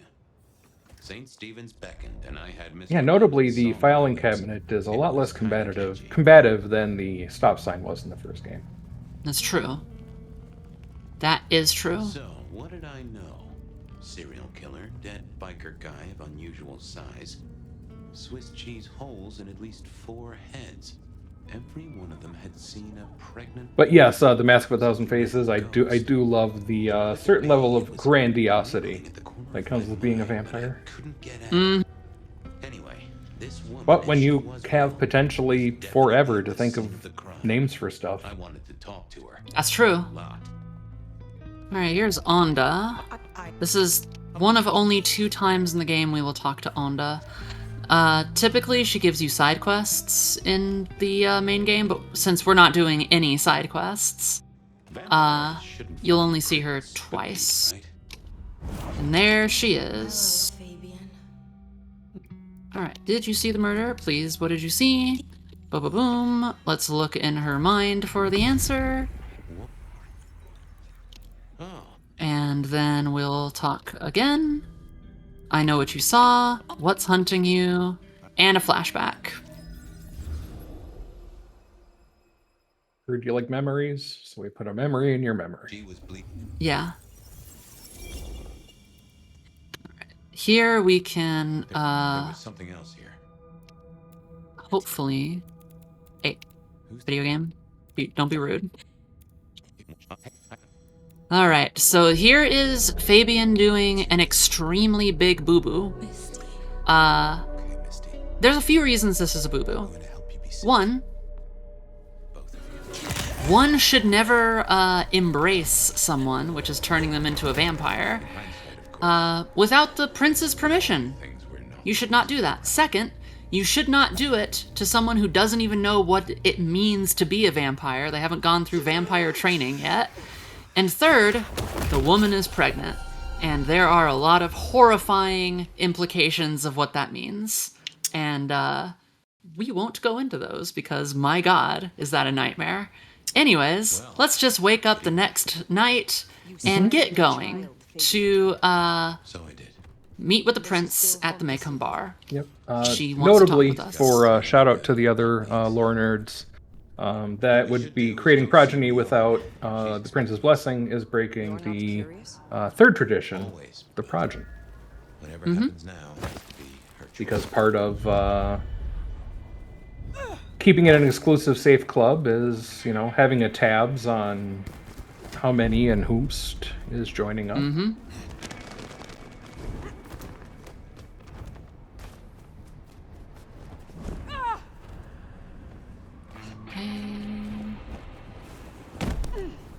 Back to the Maycomb. Best piano bar, best vampiric piano bar, bar none. It's so true. So Ryong is going to tell us that 2 things. One, people, mortals, they are disappearing going on the underground tour. And she's wondering what's up. And also, Nyx, the gang girl that we met that was supposed to be getting some blood for Lou, well, they're going to join us. They are being punished for this. They've been taking certain liberties. What those liberties are, you will see. But to sum up, when you turn into Kindred, you're supposed to cut out all the mortals in your life. Pretend you're dead. Tell everyone that you've left on some extended trip to Fiji or something. But they cannot know you're alive. They cannot know that you're doing things. You cannot keep in contact because, for all Kindred know, you're just telling people about what vampires are. And that cannot be allowed. So Nyx has been doing that, and therefore has been banished to the underground. Which is a real thing, by the way, in Seattle. Seattle is built on top of old Seattle after it burned down. So this is a real thing, like a tour that you can actually take. Excellent. I love cities on top of cities.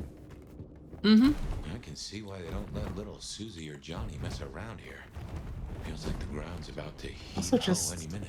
feels like a very appropriate vibe for a vampire society. True. Which I assume is also a popular one in Chicago. Whatever did this will have an entrance nearby. Yep, and there's the phone.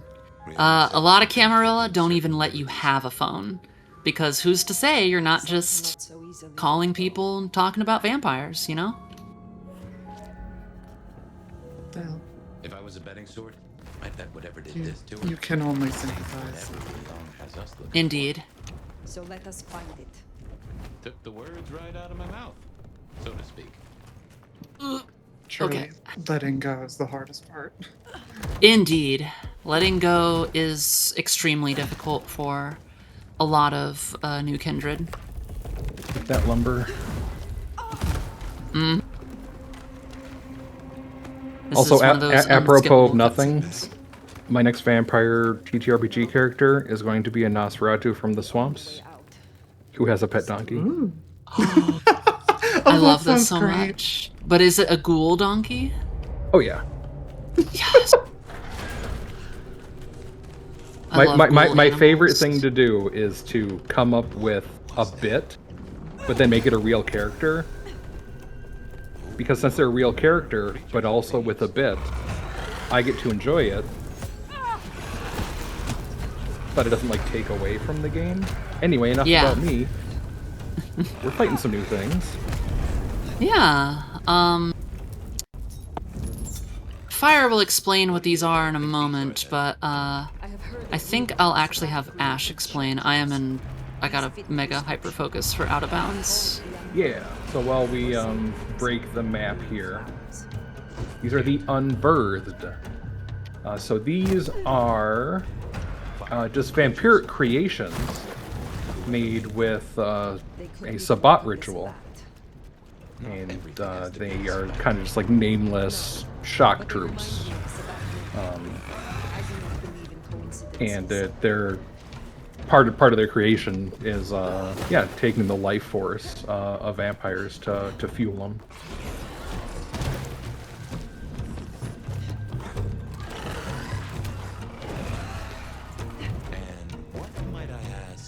But unlike they're advantageous as unlike unlike ghouls needing humans with human brains and human wants and desires and abilities to want to preserve themselves. These creatures do not. So if such creatures were to breach the surface, As Fabius pointing out here, if random, eyeless monsters just started swarming the city, that's a tough secret to keep. Indeed. And luckily, Fire knows the ancient combat art of Circle Strafe. Yeah. It's an ancient one, for sure. This is just a wave fight. The level ends, when fight is over. So you just kind of want to do it as quickly as you can. Yeah, they're a little fast. They're a little tougher. They're a little faster, but still, on this difficulty, quite easy to take down. However, these folks, Vampire hunters. Yep. Because if someone's making a bunch of vampiric creatures, it's gonna draw the attention. But also, they give us ammo.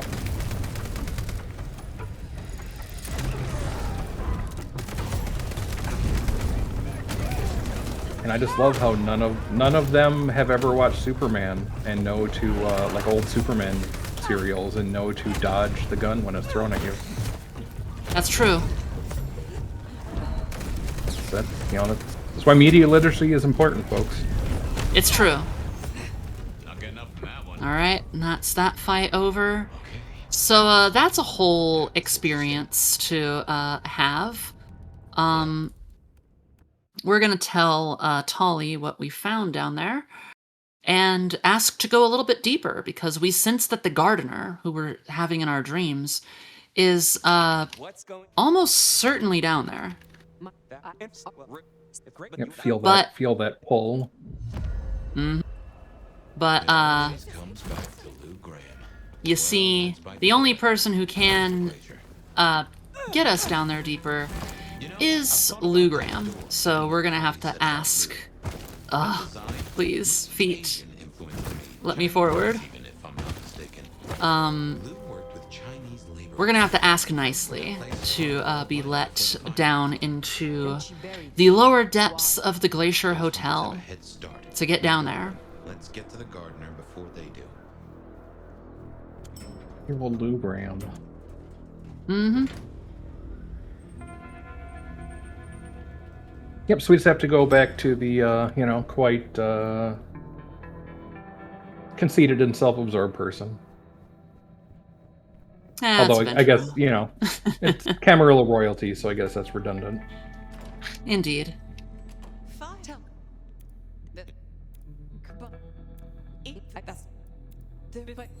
But then, dreams, we also find out that Lou has been having visions. Indeed. Lou originally thought it was the Beckoning, which is a call that a lot of Elder Kindred have felt to bring them a ways back into the Middle East, and that is a lot of story to get into, a lot of background. But in general, a lot of people think that it's the progenitors of each clan that are summoning the elders to come and awaken them, which would start an apocalyptic event called Gehenna, where all the old ancestors wake up. And you see, the Antediluvians, the original founders of the clans, they're basically gods. So them waking up and being hungry, that would be an apocalyptic event. Yes, the Antediluvians, especially being third generation, only twice removed from Cain himself. Oh, I fell through the map. Well, it happens. Floor, please. Thankfully, that's not going to send me back too far. That is a thing. While I am glad that the devs are going to be adding better save support, at least so far as doing the main quest. I found that the autosave sections were pretty good. Or like the autosave spot. We're pretty good about, especially around these like action sections. There we go. Okay. Oh my god, twice in a row. How rude. Hopefully it doesn't... it did. Okay. Ground to take my energy. Well, I've never had it happen twice to me in a run. I feel like this does answer a question from your earlier out of bounds of how easy is it to go out of bounds? Yeah, this was a particular area that had a lot of little issues like this. And like I've also said, all of this, for the most part, is like fixed. I'm just on an older patch so I can do silly things. But being on an older patch that has a lot of issues, has one or two drawbacks, you know? Okay. And now, I have the hyper-focus. I will leave you with Ash. Alright. So you're able to get through because, notably, locks and chains get weaker when there's not as many witnesses around. That's the only mechanistic thing I can come up with. But as you can see here, we're having to fight against all these hunters, and they've got laser sights, and now there's more of these other creatures. But the double kick also, we can knock other people in the stratosphere, and it gets us, at least to low flying Cessna levels, so we can take advantage of the both the ground pound and the verticality to kind of corral some enemies and isolate others.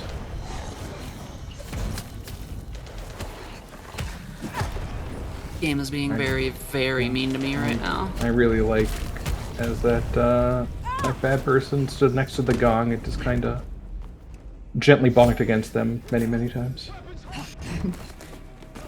I am grateful it did not make the gong sound.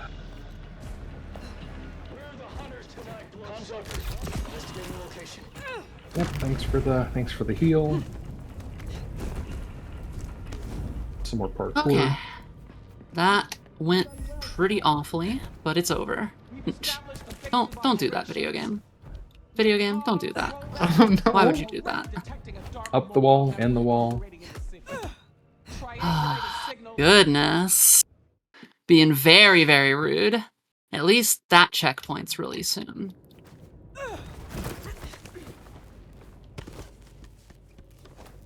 Whew. My word.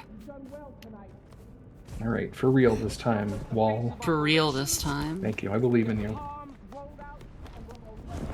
Sometimes you try to go fast and the game's like, why are you doing this?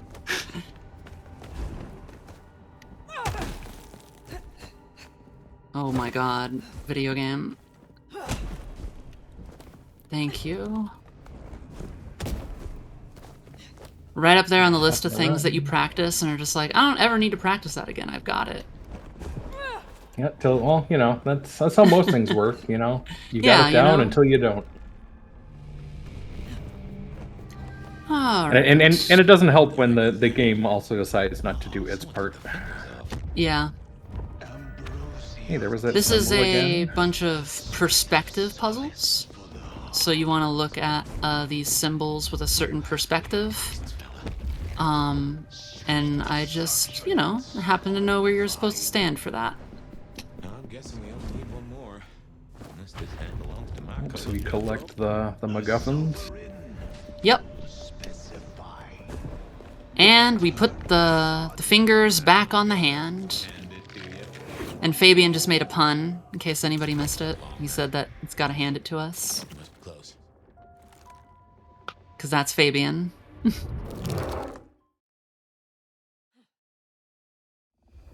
And now we are on the part of the path that goes straight ahead. This isn't a dream, not like before. Do you feel that? And the gardener is right up there. And I'm just saying, I totally agree with Fire here. It's an illusion, Fire. Basically, the gardener is just gonna tell us, oh my god, I've been waiting for you for so long. I can't wait for you to suck me up. Please suck me up. I can't wait to be sucked up. And she's like, no, I'm not going to do that. Which, I'm just saying, the most... Yep, please eat me, devour my soul. It'll be so rad. Yeah, please do that. And she's like, I'll just kill you, I think, actually. It is over. The gardener, his... Tarnation. We're discovered. Tarnation. I should make a comeback.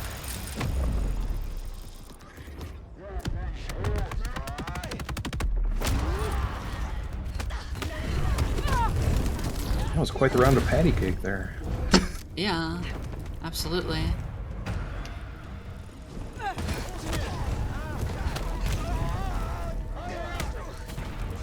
Yeah, they're hunters with specialized gear, but yet still kind on the inside. But, oh, thanks for the arrow.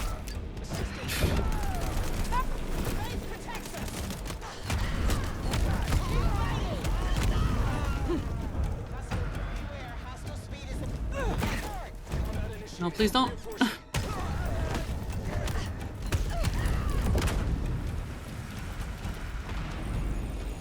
Alright, now we are at the... we are up here now. We do not have fall damage, but they do.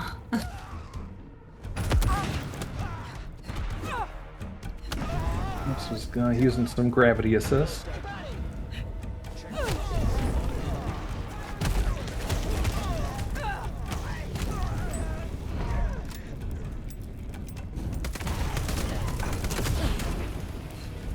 You know, how come all these like secret armed organizations always got to be, you know, in weird underground places? That's just how it is. I gotta really start marketing some interior design to those folks. Uh-huh. For real. Felt.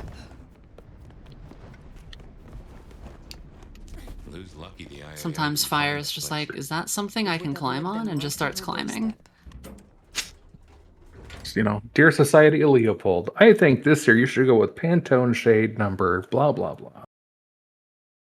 Yeah, no, they're just like, I like the rock walls the way that they are. Alright, so we're gonna come in on this little meeting that they're having. Basically about the whole hunter situation, because it is a problem. Most of the dialogue in this section cannot be skipped. You speak of the hunters? Yeah, because gonna- hunters is a very big deal. The lone Yep. one, strolling through town can be dealt with, but Annex splinter groups are panicking, and we're dangerously close to Masquerade Bridge. this is quite the spanner in the works. Anywhere that even looks like a potential haven. We need to lay low. What we show both them and the restless anarchs what they're dealing with. The best defense is a good offense. You agree with me, don't you, Fire? And no matter what you say there, they interrupt you and make their last little reasonings to you of why you should see things their way. The choices, you could agree with Sophia that, no, you should just, we should lay low. Or with Ryong, which is try to use them to destroy the Anarchs. Or you can do what Lou says, which is, just kill their leader, that'll be fine, which might be the stupidest thing that anybody's ever suggested. Because I don't know if Lou Graham has kept up with modern times. Understandable, she's rather old. But killing the leader of a armed government agency does not send the message that I think that she thinks it does. I think it sends another message, which is, oh, you're right, there's definitely vampires there. We should definitely send some people to kill those vampires. Yeah, I also think it's kind of like, obviously an older vampire, vampires live in a world of loyalty to people or to certain vampires. They don't really live in a world of loyalty to a cause. Yeah. How to handle the hunters is worth sleeping on. And I think it's just nice that just in kind of a crisis point, that can come through if you watch out for it. Yeah. What is her game? Indeed. But it's nap time for Fire, so we are going Hey, there's this have armed group storming havens, killing vampires. So let's go back to our haven. Listen, the sun's gonna come up. What are we supposed to do about that? That's true. Nothing.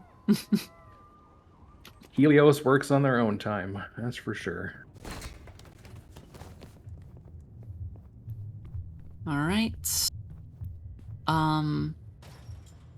Much to our surprise, we go to bed, and well, unfortunately, it seems the garden is still here. Yeah. We are back at the starting position. That's something. What? Oh, Fire. Heck. One of the things I love about this is Fire's just like, how is this still here? And as I explained to someone, listen, normally Kindred don't dream. That's not a thing that they do. So I feel like this is Fire being like, Fabian, this is definitely your fault. You're a Malkavian. Yes. This is very much a why haven't you fixed this yet? Yeah.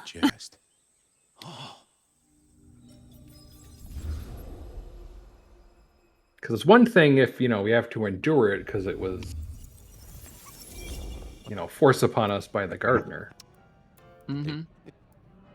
Don't even start that sentence, my boy. Right? Alright. And Sophia, and this is one where you do want to choose the right options. Asking if Fletcher forgave yet, this is the fastest answer. And you can't skip anything that Sophia says. Therefore, you want to talk to Sophia as little as possible during this conversation. Even I can't tell. This is the one line that you can't skip from him during the conversation. But as you can see, there's an option to talk directly to Sophia. We do not want to choose that. Because we get to this point as fast as possible to get Gideon to leave. Is there a problem? There's 2 answers you can pick here for Sophia coming up. Only 2 that actually work in your favor. We never really get the chance to talk, do we? And that's either being like, hey, are you 2 together? Or, hey, what's your star sign? If you actually ask her anything of substance, you have to stick around for the answer.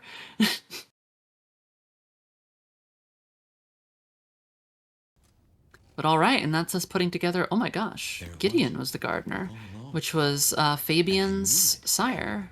I didn't know. I knew. Gideon was the gardener? Fire, we just said that. Catch up. That is clear, isn't it? We never did find his body, but You literally have 2 minds in there. Come on. All right. Tolly's just telling us, hey, we found this whole communication tower thing that the hunters are using. Go take that out for us. And we're like, okay, sure thing. We can go do that. That's easy. mind you, after all we've been through, I think we can handle this. Good thing the hunters aren't looking for anyone just drop kicking their way down the street. Indeed. Well, everyone in Seattle does that. You know how long that list would be if they had to catalog everyone who does that? That wasn't that was in the mission deck, but that got scrapped out just for upon local feedback.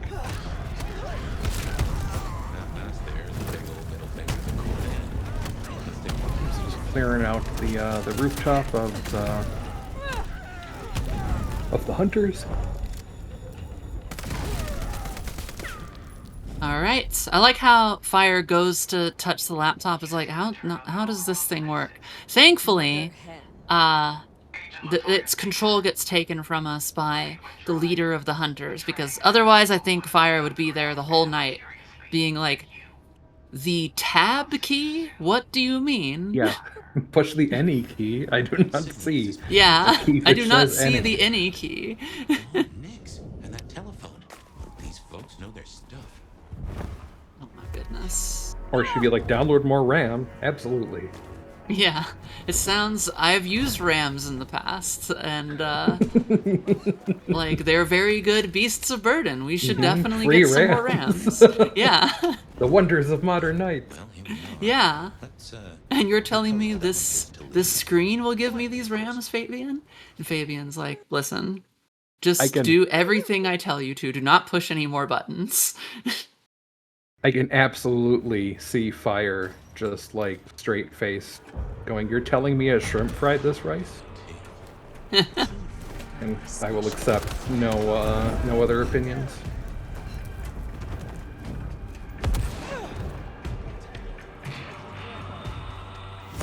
There we go. So now we have to make our way around to these generators, clear out the local baddies. Yeah, this is their base of operations. Oh man. I love how there's a display on the there's on the panel there that tells you, nope, there's too many people nearby. Yep. This is another one where you don't have to kill everyone, just anybody who's nearby the generator. We're gonna try to get one over here, for instance. Oh, that really kicked me a really strange direction.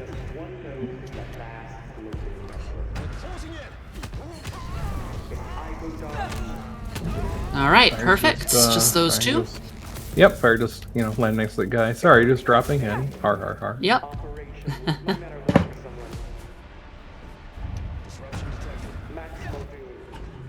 But really, to be one of these people and be like, oh, sweet, I got this mask and these cool glowing sticks, and why is that person gliding like 2 football fields towards me? Yeah. Oh, you all? Yeah, oh, that's very strange. I looked. You weren't up there. Oh. Just took the long way. Yeah. Well, now Still. people all They did investigating take the long and way. stuff. There we go. All right. I guess we're making her nervous.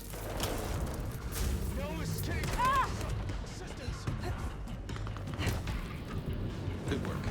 My money says we'll find that door wide open. Yep, and now it's, oh cool, yeah, you can be in our way. You can attempt to pursue me, but I have the power of air kicking. Indeed.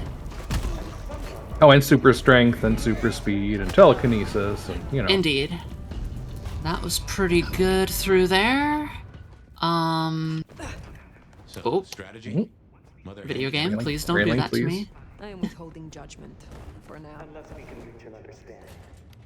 Yeah, I love how it's like, oh yeah, I can't fit there, and the game goes, no, you can fit there. In fact, that's where you wanted to go. Here you go, I helped you.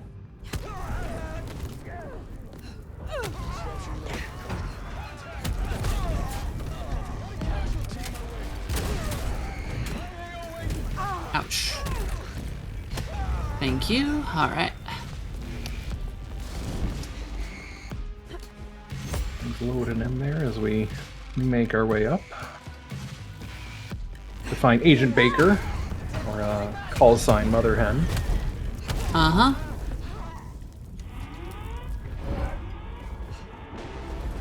Don't count your vampires before they hatch and all that. Indeed. We're just gonna hang out right here.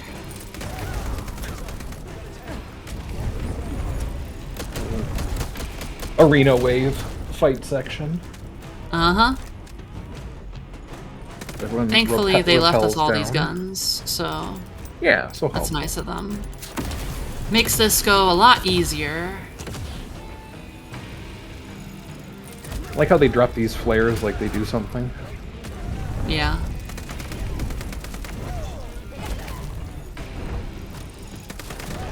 They actually, if you step on them, they hurt very bad. This is the only part where we have to actually get going. And now they're dropping more traditional explosives.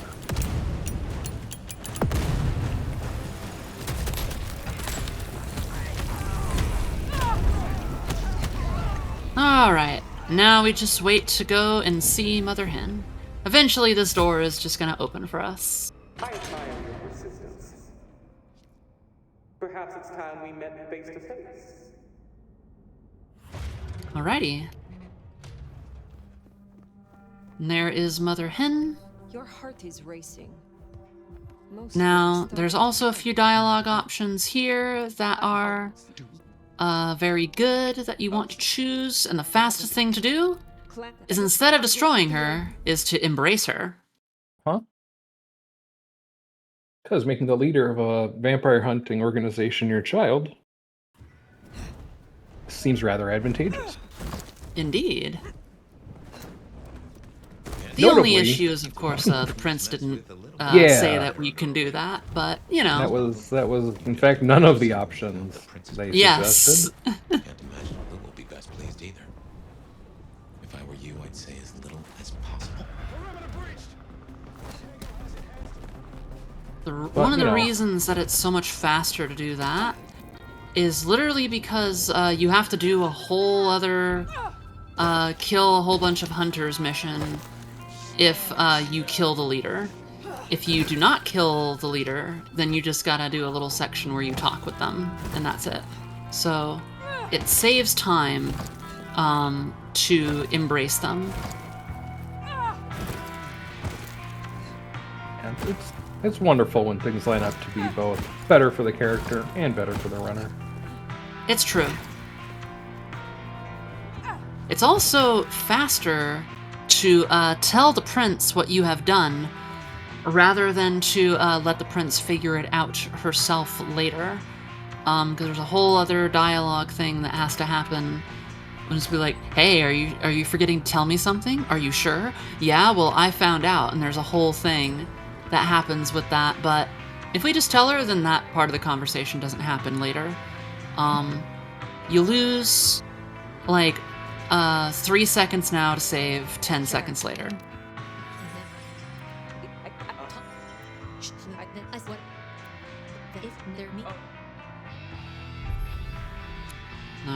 Yep, just just fess up to the one rule break rather than both creating progeny and lying to your prince. Indeed. And there's Sophia. We have to be nice to Sophia right now, because it just goes faster if you're nice to Sophia. Right there. Yep, Sophia is like, oh, just give me one more night and I'll have this all... get my research done. Mm-hmm. Which gives us time to, do side quests and explore the city. Yeah, all those side quests that we're doing, indeed. All the side quests. The person I remember him going to see. All the side quests one could do. Yes. I mean, it's the obvious conclusion. If Luke took out Gideon, well, how could I not have seen this before? Is Luke the rebar killer? Or am I missing something? I just love how festive they did the entry desk there. Okay.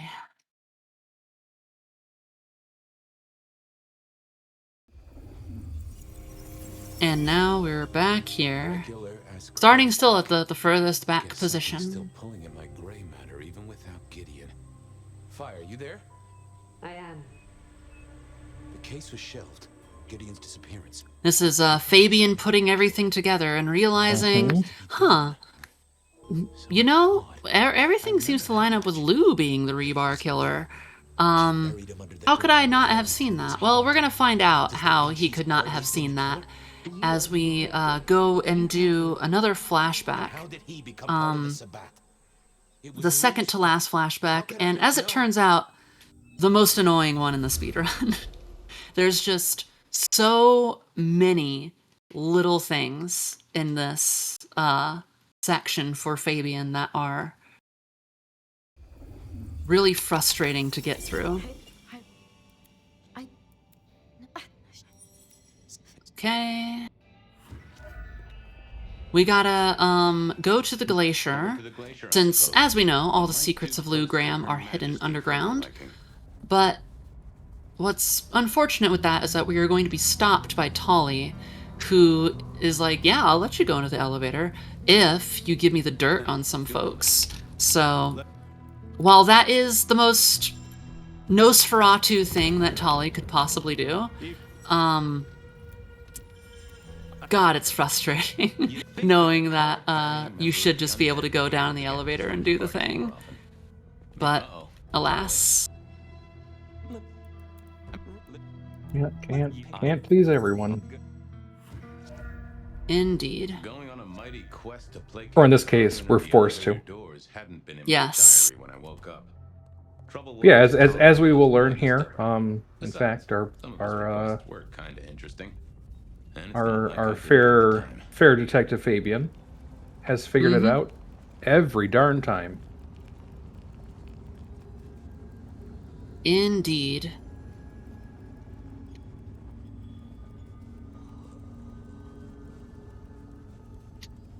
There it is. I was like, what? It's supposed to be right here. It's just on the other side of the street.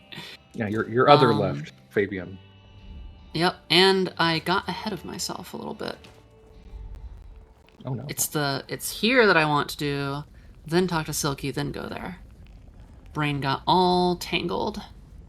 Alright. Now this, you want to choose your options very specifically, because we want to... This is the only time you'll talk to Patience, but we're going to talk to Patience here.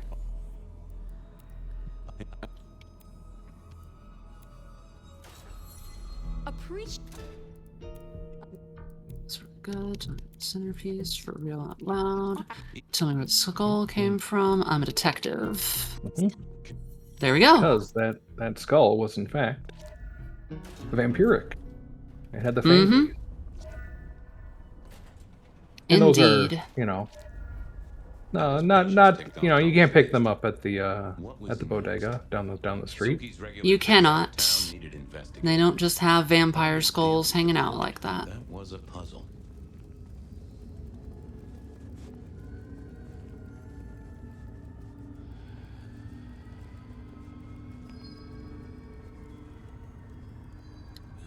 Oh, I just love the ambiance of Seattle in this game. Indeed, me too. All right, buddy. I just need a quick drink so that I can talk to Silky.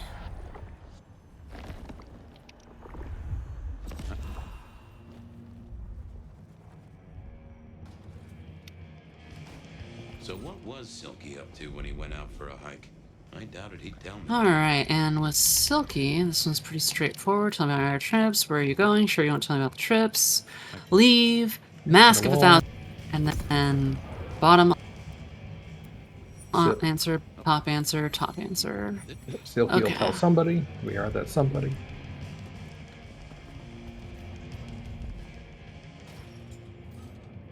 Okay. Whomst will you tell? And another drink. I am Whomst. Yes.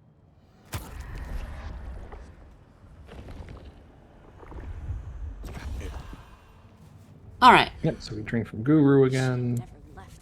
Get our powers back. Now we go talk to Mrs. Thorne.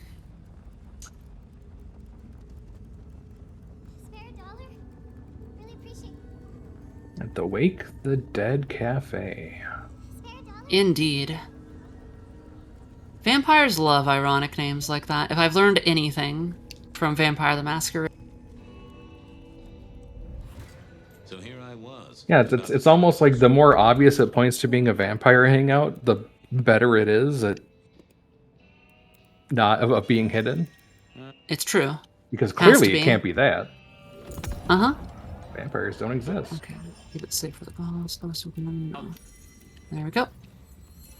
I just noticed on the back of the drink menu, you can in fact order a soy division. Yes, you sure can. Gift for someone. Only Silky knew. So I'm going to be listening to Joy Division later, just because I have to now. Good. Very good. I guess. Okay then. Them's just the rules. Mm-hmm. We just gotta figure out what Onda's deal was. And, after that, then we can finally, get figuring out what's going on. And I like how they want you to be like, obviously you talk to Onda. Nope. We don't need to talk to Onda at all. We don't need to do that. The evidence of what's going on is just down here, behind this wall. You can start, puzzling together. What? I would. Now, there is more to find on this, but you only need to do that because that'll be satisfactory to Tolly. So, no need to waste more time in figuring out more with the mystery. Okay. Yeah, who needs the whole story when you just got the little factoid for the person who likes factoids? Exactly.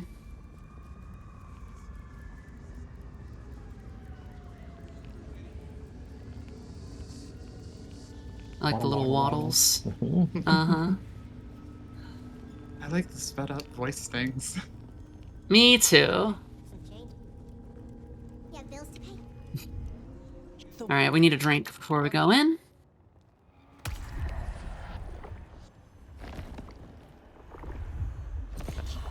Alright. Hello, I am a hot woman. That's why you can get in, by the way. That's what Mask of 1,000 Faces does. Work on me. I'm sorry, ma'am.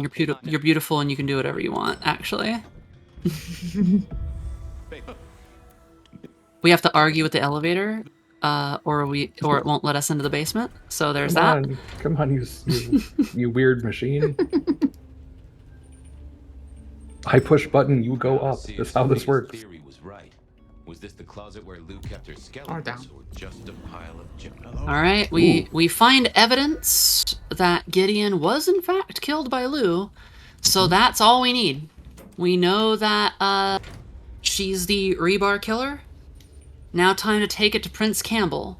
And the one thing you gotta know about a prince who is in charge and was sired by the previous prince who still kind of works for them is they'll definitely take it well. Mm-hmm. You know, they will definitely be reasonable about this. Everything, I'll say calm, everything will just go okay. Mm-hmm. Yeah.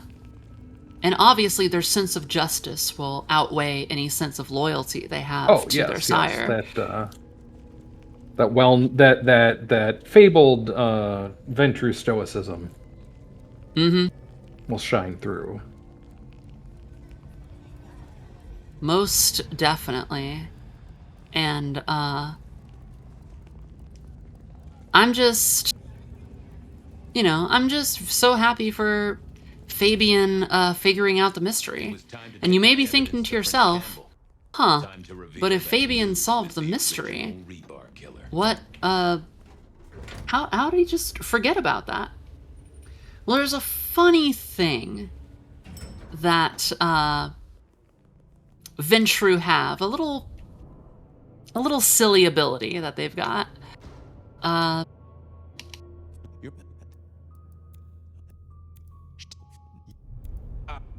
And the ability is called Compel. And we don't get to see Prince Campbell do it. But we will get to see Lou do it. Because as it turns out, Fabian has figured this out multiple times. Fabian is actually a pretty good detective. He just, well... You have no suspect in the Rebar killings. He's just kind of out of his league. No suspect in the Rebar killings.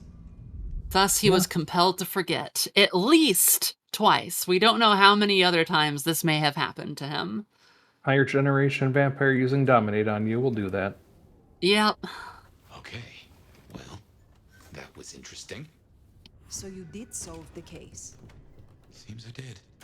And it seems Alright, well, gotta meet with Ryong again. And those were not the only times.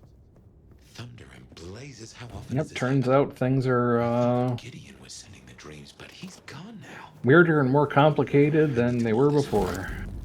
Indeed. See us later, but in the meantime, Ryong expects us. And Lou, It's almost like there's plots on plots on plots on plots. It's nothing but a big game to these people. I know. Can you believe it? Holy Toledo. Alright. And we are once again back down into the Macam. And we will be talking to Ryong, who's like, hey, there's still some hunter activity going on. And also, where is your child? What is going on with that? So while Fire spills the beans here, as Toledo was mentioned, the vampire Nyx is actually from Ohio. Hunter spotted out near Aurora Point. Oh, well, there you go. Good thing you came clean about Baker. I thought it was Idaho. Am I wrong? I'm pretty sure it's Ohio. I do not remember that well. It's been a while since I've talked to people without just skipping their dialogue.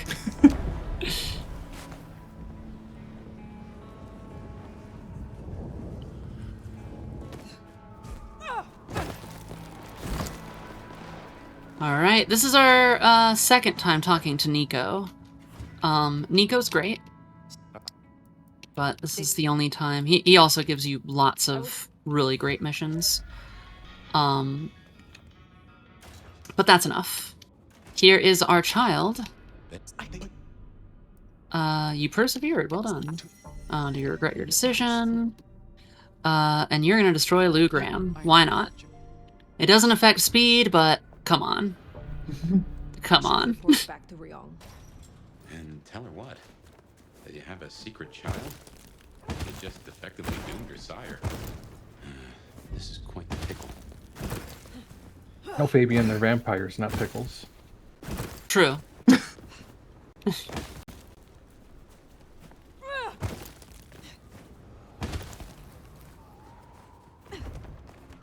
No, don't climb. Thank you. All right.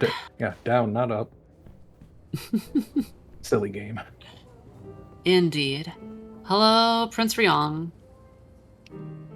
I love the shocked face, Ryong, when you're just like, yeah, I told them to kill Lu. And Lu's like, Ryong's like, wow. But if you talk to Ryong about it earlier, which I didn't do because it takes time, she'll be on your side about it. Just like, oh, thank God. I hate Lu Graham. But just, oh my God, I almost destroyed that person. But just telling her, yeah, they're gonna kill your sire out of the blue is extremely shocking to her. But now, speaking of the person who we have sentenced to death by vampire hunters, we have one last mission to accept from Lu Graham. And it is because, once again, she is hungry and is looking for someone to sate her thirst.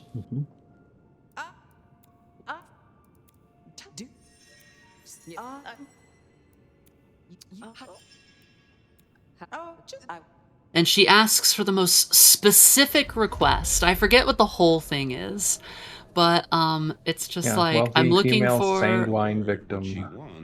Yeah, but like the whole explanation that she gives you, that's the summed up version. Oh yeah, of what yeah, she yeah. wants. She gets quite verbose with her description. Yeah. This is another one that's down to RNG. We gotta hope that we find a wealthy female sanguine victim. So, looking for some pink markers. There's someone. Yep, we could. That is Veronica, a dude. But that is RNG potentially an nope. option. Yep. Anybody? Look, the closer we get, the more I find myself wondering. Anybody? Yeah, humor RNG is not kind today. Nothing is decided yet. Nope. Alright, well, it's Verona. You hate to see it, but it is Verona. After we told Verona, hey, go home, you don't want to do this, we're just gonna find her and be like, actually, you know what? Just kidding. Yeah, we can totally just like sentence you to doom forevermore. How would you like that? And give you to like the worst person of all time. Yeah, on second thought, who am I to deny you your wish? Or something.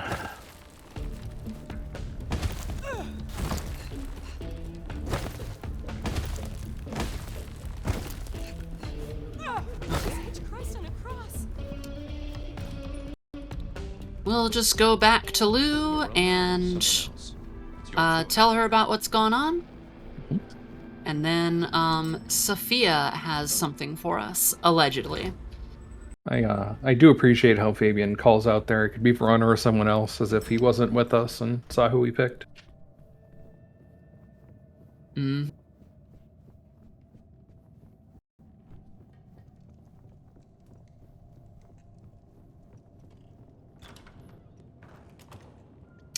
right.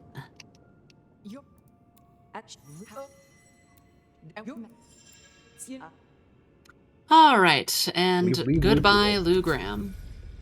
Time for Sophia, allegedly. I say allegedly because what it actually is tape recorder Sophia. And this is the mission that kicks off the end game. So all of the warnings kind of being like, hey, if you haven't done everything you've wanted to do in the game yet, it's kind of like you're getting into the final act here. Yep. Be Approach and go aware. mode.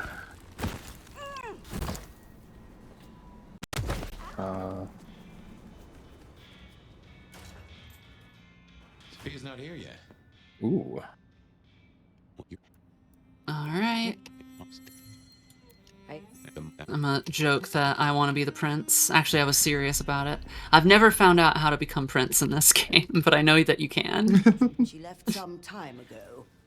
Unless it's faster. There's no ending that is faster, just the IAO kills everyone is slower. That's it. I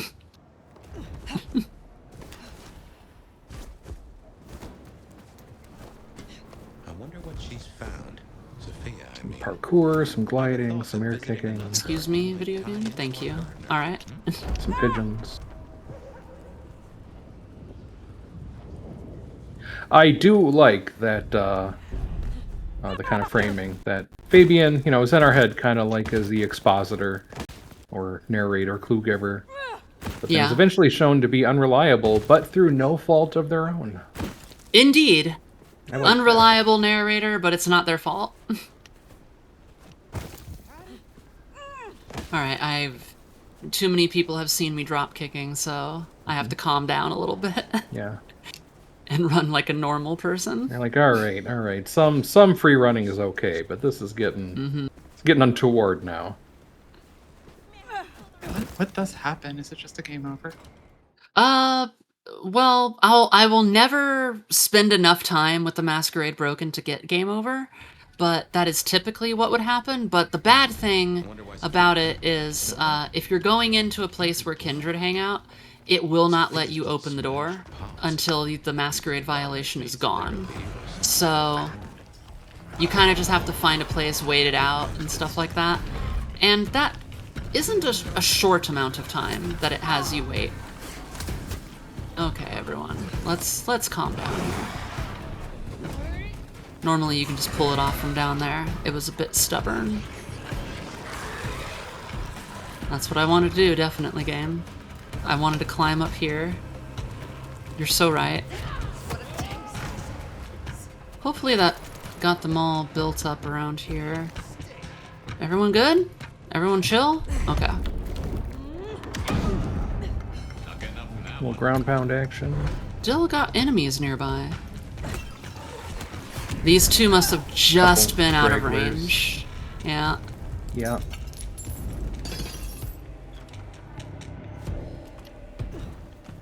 Sabat, and they're not here for a picnic.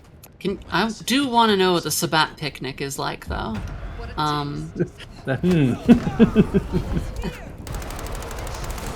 I bet it's, like, great, you know? I guess it depends for who.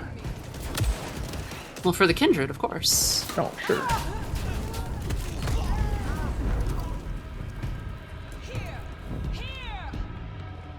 Are you...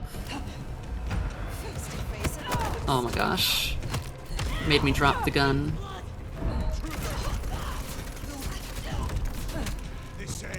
There you are. Yep, it's like, ah, cool, you're big beefy with, a big burly person with a hammer. That's neat. They might be far enough away. They were. Cool. Yay. Awesome. That fight is always... That's probably one of the most difficult fights to do fast. It's not hard, it's just difficult to do quickly because there's so many little nooks and crannies that they can hang out in. And they themselves get lost, and you'll just hear them, like, through the walls, like, I know you're around here somewhere, and they're just close enough that they stop you from going through the door, and it's like, please? Please? Like, I know you know where I am. Please come find me.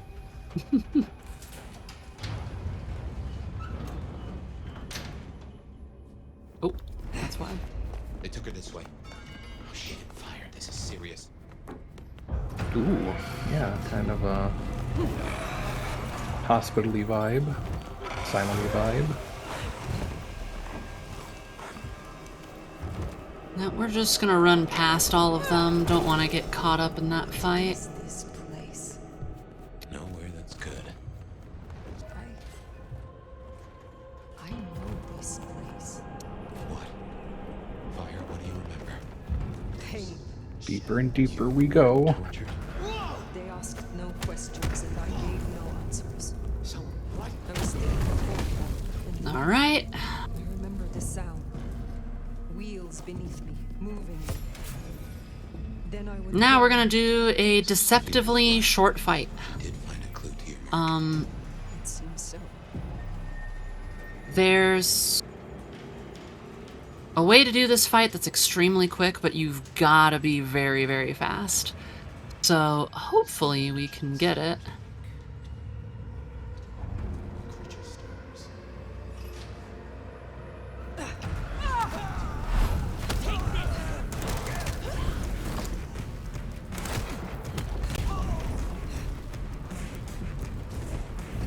Love the battle music. Got it. Oh, Heck very yeah. nice. Otherwise, there's the elevator that you were just in has to go up and then collect more enemies. And once those enemies step into the elevator, you have to wait for them to come down the elevator to kill them. And then the game registers them entering the room, and it just skips that cutscene that you do with Sophia. So that's a huge save. That's like minutes of time save.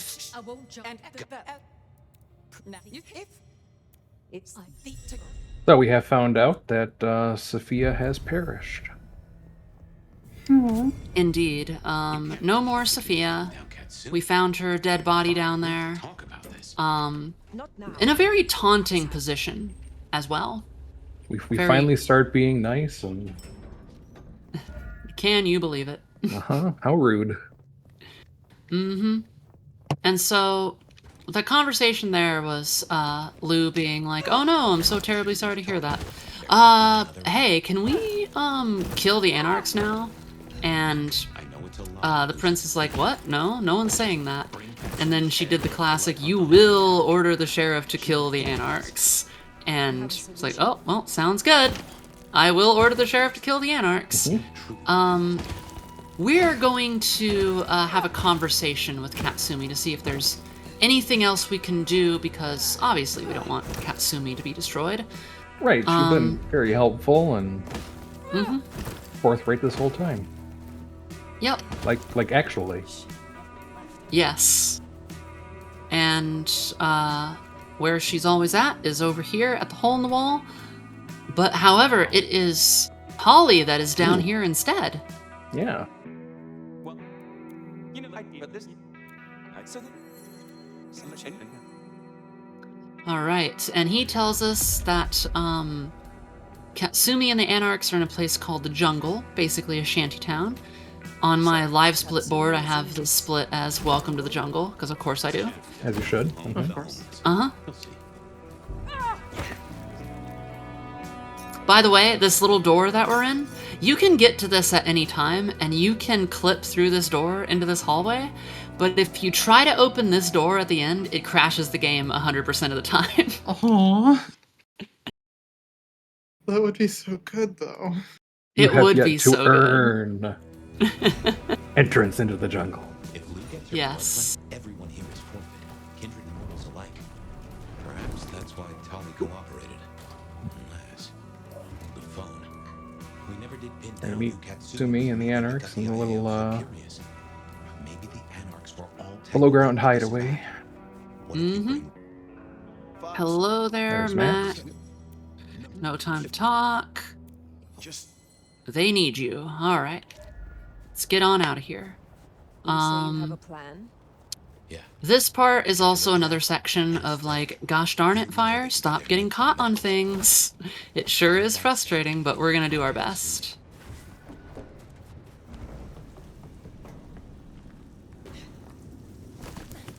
She didn't come here to hide. She came here to help. Came here to help. That's who you finish off if you go down this path. The kind that still gives a damn. You have made your point. Not quite. Destroy Katsumi. Yeah, Katsumi's character is great. Guys. I agree. Oh, gosh darn it. I thought that I was on the level below. Excuse me, folks. Okay. Any hunches on who Katsumi is meeting? Seems this chase might deliver answers. That was very rude, video game. Weed.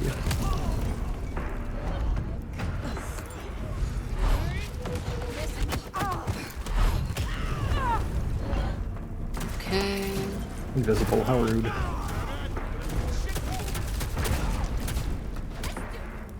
Oh, one more.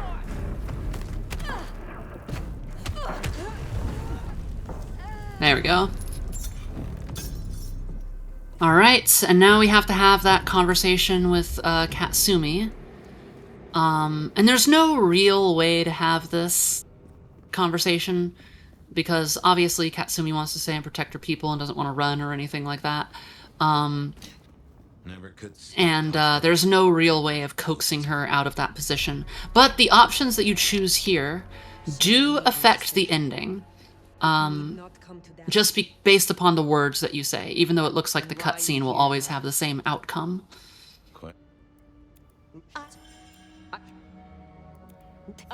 So if I say run, run now, like I just did, Tali will now be prince.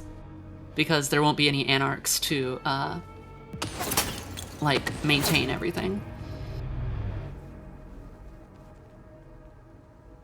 The shooter, that's our villain. Get after them.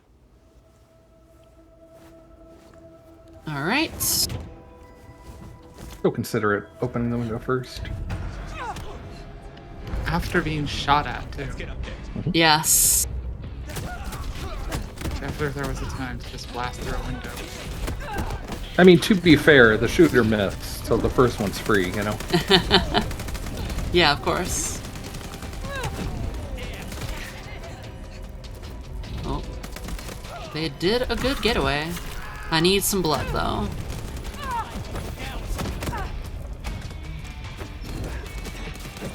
Okay. Yep.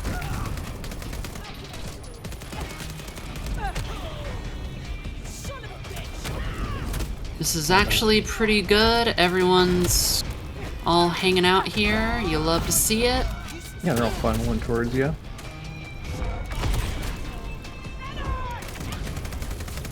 Very good. Alright, that fight went fairly okay. And then we meet a familiar character from Bloodlines 1. And if you played Bloodlines 1, this scene made you go, oh my gosh, oh my gosh, oh my gosh, oh my gosh! This was such a cool scene for, like, anybody who played that game and saw Damsel there. I was like, whoa! I had a great time. Oh yeah, yeah, the first time with the damsel reveal. Mm-hmm.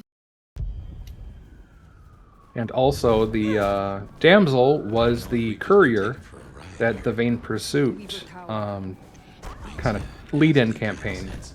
That's who Nines sent that coterie after. Yep. Coterie being your squad of your play group of vampires.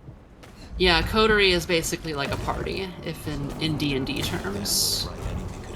Nines being Nines Rodriguez, leader of the Anarchs, and Bloodlines 1.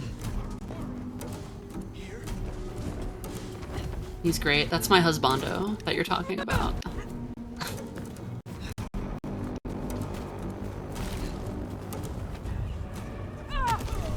Excuse me. And now, yeah, You don't the have to give, streets are looking a little different these days. Yeah, you don't have to care about the Masquerade at this point ever again. No, yeah, it was the jig was up long before you came back up. Indeed. So now we have to see if everything's just okay. We have a bad feeling about this, but hopefully, you know, everything's just fine and okay. That would be nice, wouldn't it? Wouldn't that just be nice? The classic, you know, nice calm ending, climax of a Vampire the Masquerade story. Indeed. But uh-oh. No one in here except for Ryong, who has a stake through her heart. Yeah. Which paralyzes vampires. And now our symbol is being used against us like in the atrium. Betrayed. It was Safia the whole time. And now we're staked. Yep. This is some unskippable cutscene stuff here. We've been bamboozled. Yep. Fire? Thank God you've been out for hours. The sun's up. Uh-oh. Fire. Yeah. Yep. That is a problem. It is, yeah. Vitamin D and Vitae. It's the light. Not a good mix make. That is so true. Fire. Damn it. Ah, damn it. It is past dawn. Where is Lou? I don't know. It happened so fast. I remember... Hello. Sophia. What do you want? From you? Nothing. But I will give you a gift. Nobody told Sophia that this is not a good gift to give a vampire. Yeah, and she's just uninformed. Sophia, this was a white elephant gift exchange. What are you doing? Yeah. Stop this! This is nothing. All right. So, if you let Sophia here pop off about the whole plan, she absolutely will. But I'm not gonna let her because finally we have things that we can skip. Yeah, villain monologues are slow. Yeah, villain monologues are slow. What do you think, my love? I trust you, Fabian. Alright.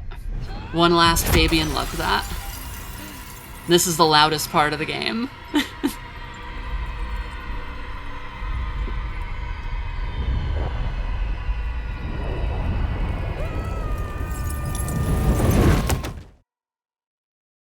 Alright. So, now we have to Metal Gear Solid 4 our way to not being in the sun. Just gotta, you know, make it over there.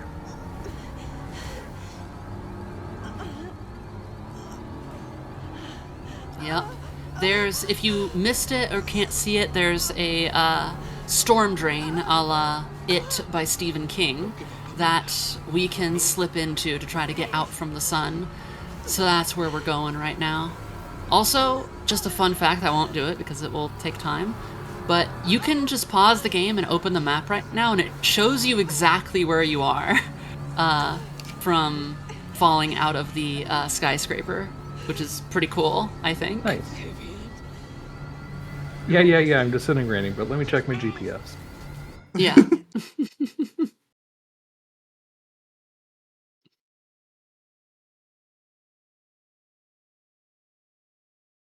So, predictably, we now have the last part of Fabian stuff. The last time we will be in a Fabian flashback is right here. Okay, and this is us realizing, you know, every time I figure out who the rebar killer is, they just erase my mind. So I'm gonna figure out a way around this. We're gonna get evidence, and we're gonna turn it into the Justicars.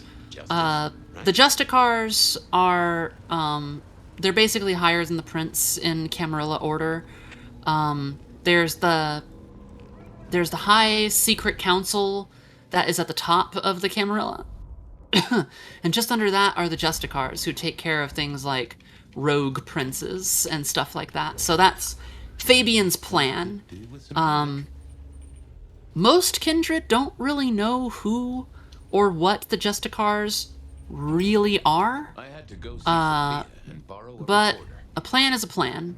Gotta go to somebody. If the prince is bad. Must have been off dueling with Mrs. Thorne. And we're just gonna, we have to listen to all of this, so we're just gonna skip ahead. Okay, now I just had to. And then we got to argue with Ryong before Ryong was prince. Good idea, right? Yep. Hello, hello. And we're asking if we can see Prince Campbell. She's gonna say no, so we're gonna search in her mind. And we find that she is upset with Lou, so we try to talk to her about it. Hey, you have a problem with Lou, won't you tell me about it? No, she doesn't want to talk about that either. Very well. Mask of 1,000 Faces. And with that, we go 2, 3, 4. Now, we just gotta drink one of our blood vials and talk to this book. And we gotta just exhaust all the information in the book here. Okay. Now we are on our way over to Katsumi, which this is literally the night leading up to Fabian being diablerized by fire when she wakes up. But the thing about that is if you listen to what Fabian says, like, I think that I was here. I remember this. You actually know that the only person that Fabian has to talk to is in the hole in the wall, the place where Katsumi is. So even without, like, eliminating all the other NPCs that you can talk to, you can determine before that, if you've been paying close attention to the dialogue, that you can just go to the hole in the wall. And that is all you need to talk to, is who is in there. Which will lead you from there to Dale's place, to back to Fabian's last location.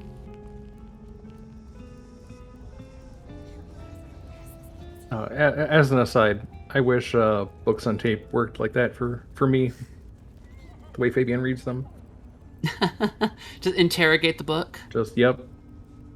Tell me your secrets. It's like, oh, did you read the book? Well, kind of. The book told me. You mean I you know read what's it? in No, I mean the book told me. Uh-huh. Alright. Anything that you tell Katsumi, she is happy to tell you where Prince Campbell is, as long as you go to Dale's place and grab one of the, or grab the potion cookbook. All you gotta do. Quick jaunt. Quick jaunt back home. Yep. And if you know where the book is, it's literally just a little pop in and out, snag it off the table, and then leave. Pretty simple, pretty straightforward.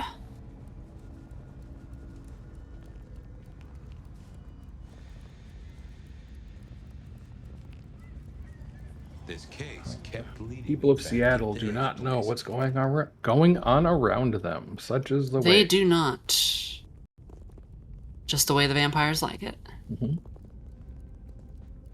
Although notably, Fabian is not drop kicking his way down the street, so maybe they're a little weirded out. I knew Dale. That's true. They're like, what is this person doing? Walking on the sidewalk. Well, never. Doesn't this person know that you're supposed to drop kick down the street? Like a real Seattle native? Goodness. Katsumi was the kind of lick to keep her word. I hoped. Alright, back to Katsumi, who will direct us unknowingly to Fabian's doom. But Fabian, of course, ends up being in the right place at the right time. Noah, Ash, why don't you tell us what exactly was Sophia's evil plan? So Sophia's evil plan. So she had the Sabbat. Or she was okay. So she found you resting. She found the Nomad beneath the city, and then experimented on her, and that's what the brand is. She actually placed that on you, and she was then going to move you so she could stage it so that when you woke up, or when Fire woke up, you would Diablerize Gideon. But Gideon was strong enough, with the help of the ritual that placed the brand, to overwrite your psyche. So she would gain Gideon back, but with Fire's powers and abilities. And with that, she could topple the Camarilla, and she could best the Camarilla and the Anarchs in Seattle. Goddamn Peachy. I gotta go. However, all right then. While being transported, the Anarchs intercepted the shipment that was the Nomad. They just heard it was some sort of powerful weapon. So Kasumi tells Fabian where that is, and obviously Campbell's like, well, I'm the prince. If this is a powerful weapon, like, open the box. Also, shout out to Bloodlines 1, don't open the box. Indeed, princes should not open boxes. Crack the case, Chief. Yep. So I was telling him what it was. Safe to open it. You will tell me. Indeed, and Fabian sees here that there is no way out. The prince is going to kill him. So, the prince, or Fabian, might as well let himself be killed by the elder in the box. He knows that he's on his way out anyways. Might as well take the prince with him, because there ain't no way that the prince is going to be able to stop an elder either. Especially not one who's being controlled by the beast. So, 07s to Fabian, y'all. What a guy.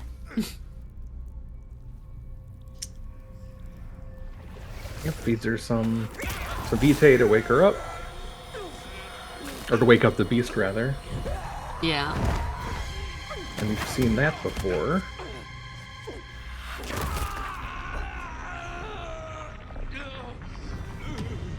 However... Remember there was the whole mystery of who killed the prince? How did this happen? Well, we did it.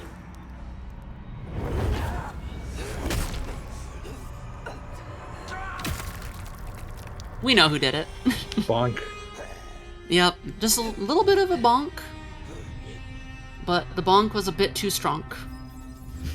Yep, and then the Nomad makes their way to, that abandoned building where we pick up as the player. Yep, drinking lots of blood along the way. Goodbye, Sophia. We don't need to talk to you in this flashback. So basically, Sophia, didn't use DHL, and then all of this happened. Yeah, pretty much. This is our final moment that we get to spend with Fabian before he gets going, unfortunately. So, salute Fabian. Yep, there's... You hate to see it. 07's in the chat, for sure. Goodbye, Fabian. Farewell. All right. And now we are going into basically what will be the last 10 minutes of the game here, if even that. If I go fast, it will be significantly less. Fire awakens in the sewer. Fabian is no longer in our mind. It turns out Fabian let himself die from the sun so that we might live. What a hero. And as we can see by all the bloody footprints and claw marks, all of those unbirthed underneath the city, the moonflowers, have all been released and have been wreaking havoc. So the Masquerade, definitely not a thing in Seattle anymore. It is very much gone. But we still have unfinished business. That is, of course, with Sophia and her Sabat. We're just on the short march across the street to get to Weaver Tower. So we make our way to, as Astrid said, we're making our way to Sophia because, darn it, you experimented on us. You tried to use me for your own ends. And also, you're kind of just being really mean about it. So we're going to go do something about it. Indeed. Which I want to point out. It could have just been that Sophia, immediately awakens the Nomad and just goes, gives the blood and everything to them, all that stuff, and then just goes, hey, the prince betrayed me. Would you like to topple the Camarilla here? You can be prince. There's other people that could be prince. You could give it to the Anarchs. I don't care, but here's the deal. Fire might have been open to it. I'm just saying. We'll never know. We'll never know. Would make for a much shorter game, though. That's very true. All right, so We are now just gotta run past a whole bunch of ghouls.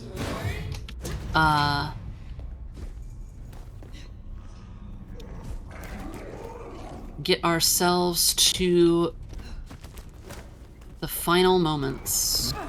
Climb into the tippy top. Mm-hmm. Unfortunately, the elevator doesn't work, so we can't just take it up to the tippy top.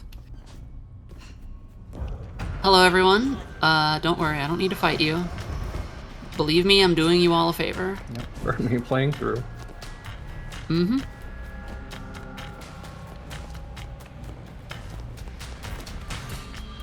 Okay.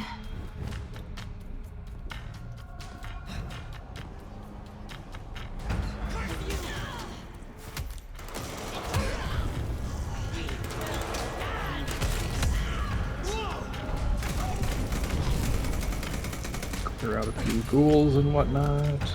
Yeah, these ones have to go.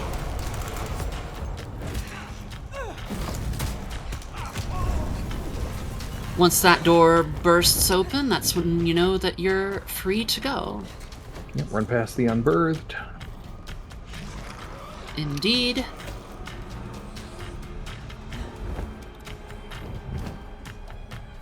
Tension building in the music. Uh-huh.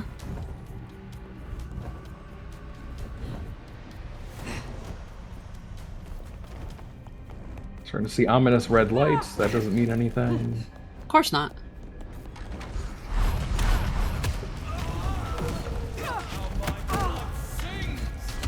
Fight this dude just a little bit. Allow these folks some time to get in the room. And boom. Not quite. Who's alive? Is it just you? It was. Okay. Alright. And now we just take this last elevator to the final boss fight. And much like the other kindred that we have fought, just need a 3 cycle. By the way, nudity warning. And lots of blood. This is about your loss and your obsession. But man, I tell you, Sophia's looking great. Yep, and that's all fine. If you like Kane so much, you can go meet him. Uh-huh. But a quick drop kick to the chest takes care of her pretty well. Now this is all about positioning. We want to be here. Oh, you both spawned over there. That's good. Alright, and then that's gonna spawn these folks over here, which is a lot easier to deal with them than where I was. Basically, they spawn across from wherever you were. And I wanted them over here because it's a lot easier to deal with them. A lot easier to keep track of them. And now we just wait for the game to realize that I destroyed that wave. And it takes a little bit because those waves are supposed to be around for a hot second. We just need it to realize that so that Sophia can come back. Come on, game. Thank you. Alright, another drink. We just need to do that to Sophia one more time, so... Yep, just one more round, or wave.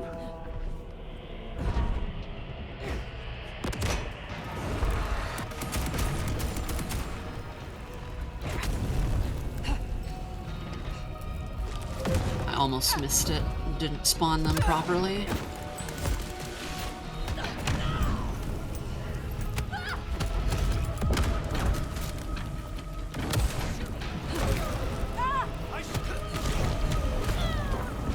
How rude! You're trying to defend, you know, your master executing our evil plan, and then someone just very gently bonks your legs with the fallen compatriot.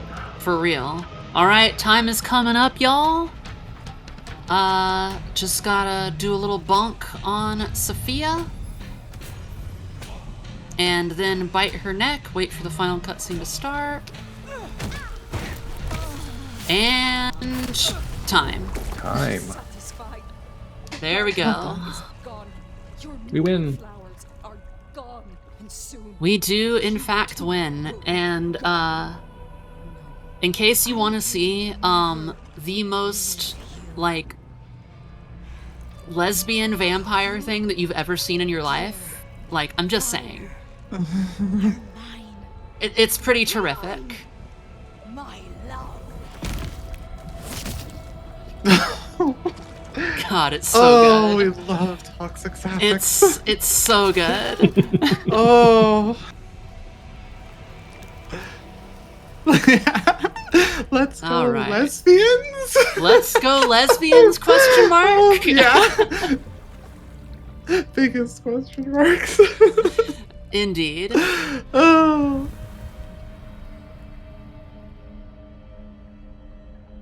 Okay. Mark has disappeared.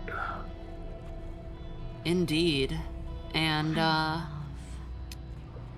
if you wait a little bit longer, you get to see what ending we got. I already know that it's gonna be Tolly is the prince, but I guess I'll start wrapping up while it's talking.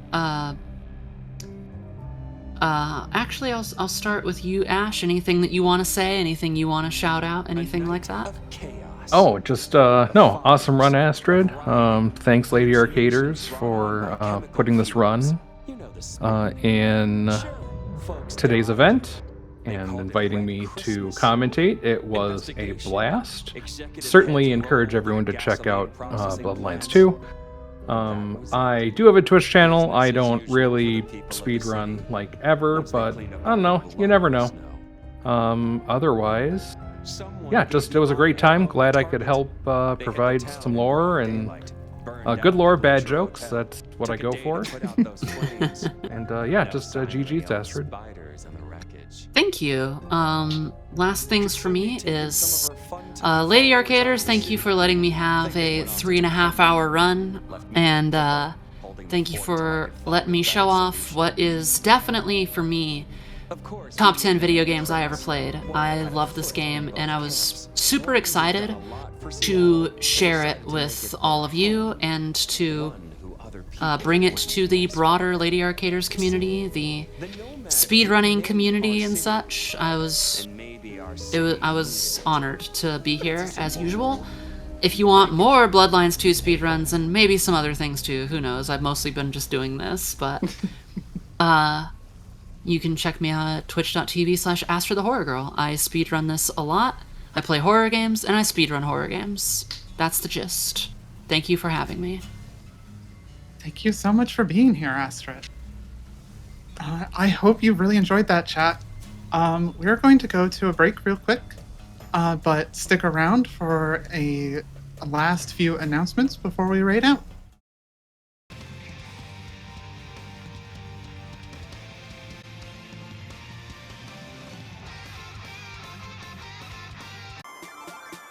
All right.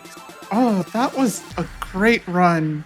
I didn't know that was a normal way to travel around Seattle, and I definitely loved how relatable being a Malkavian is.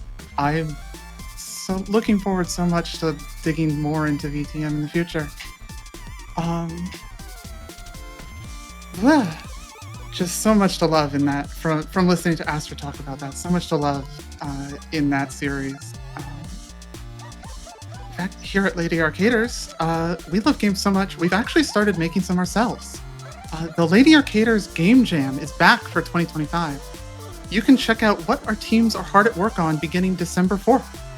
For 4 straight days, tune in here at twitch.tv/LadyArcaders as our Game Jam team shows off their game concepts and development progress, finishing with a live playthrough on December 7th.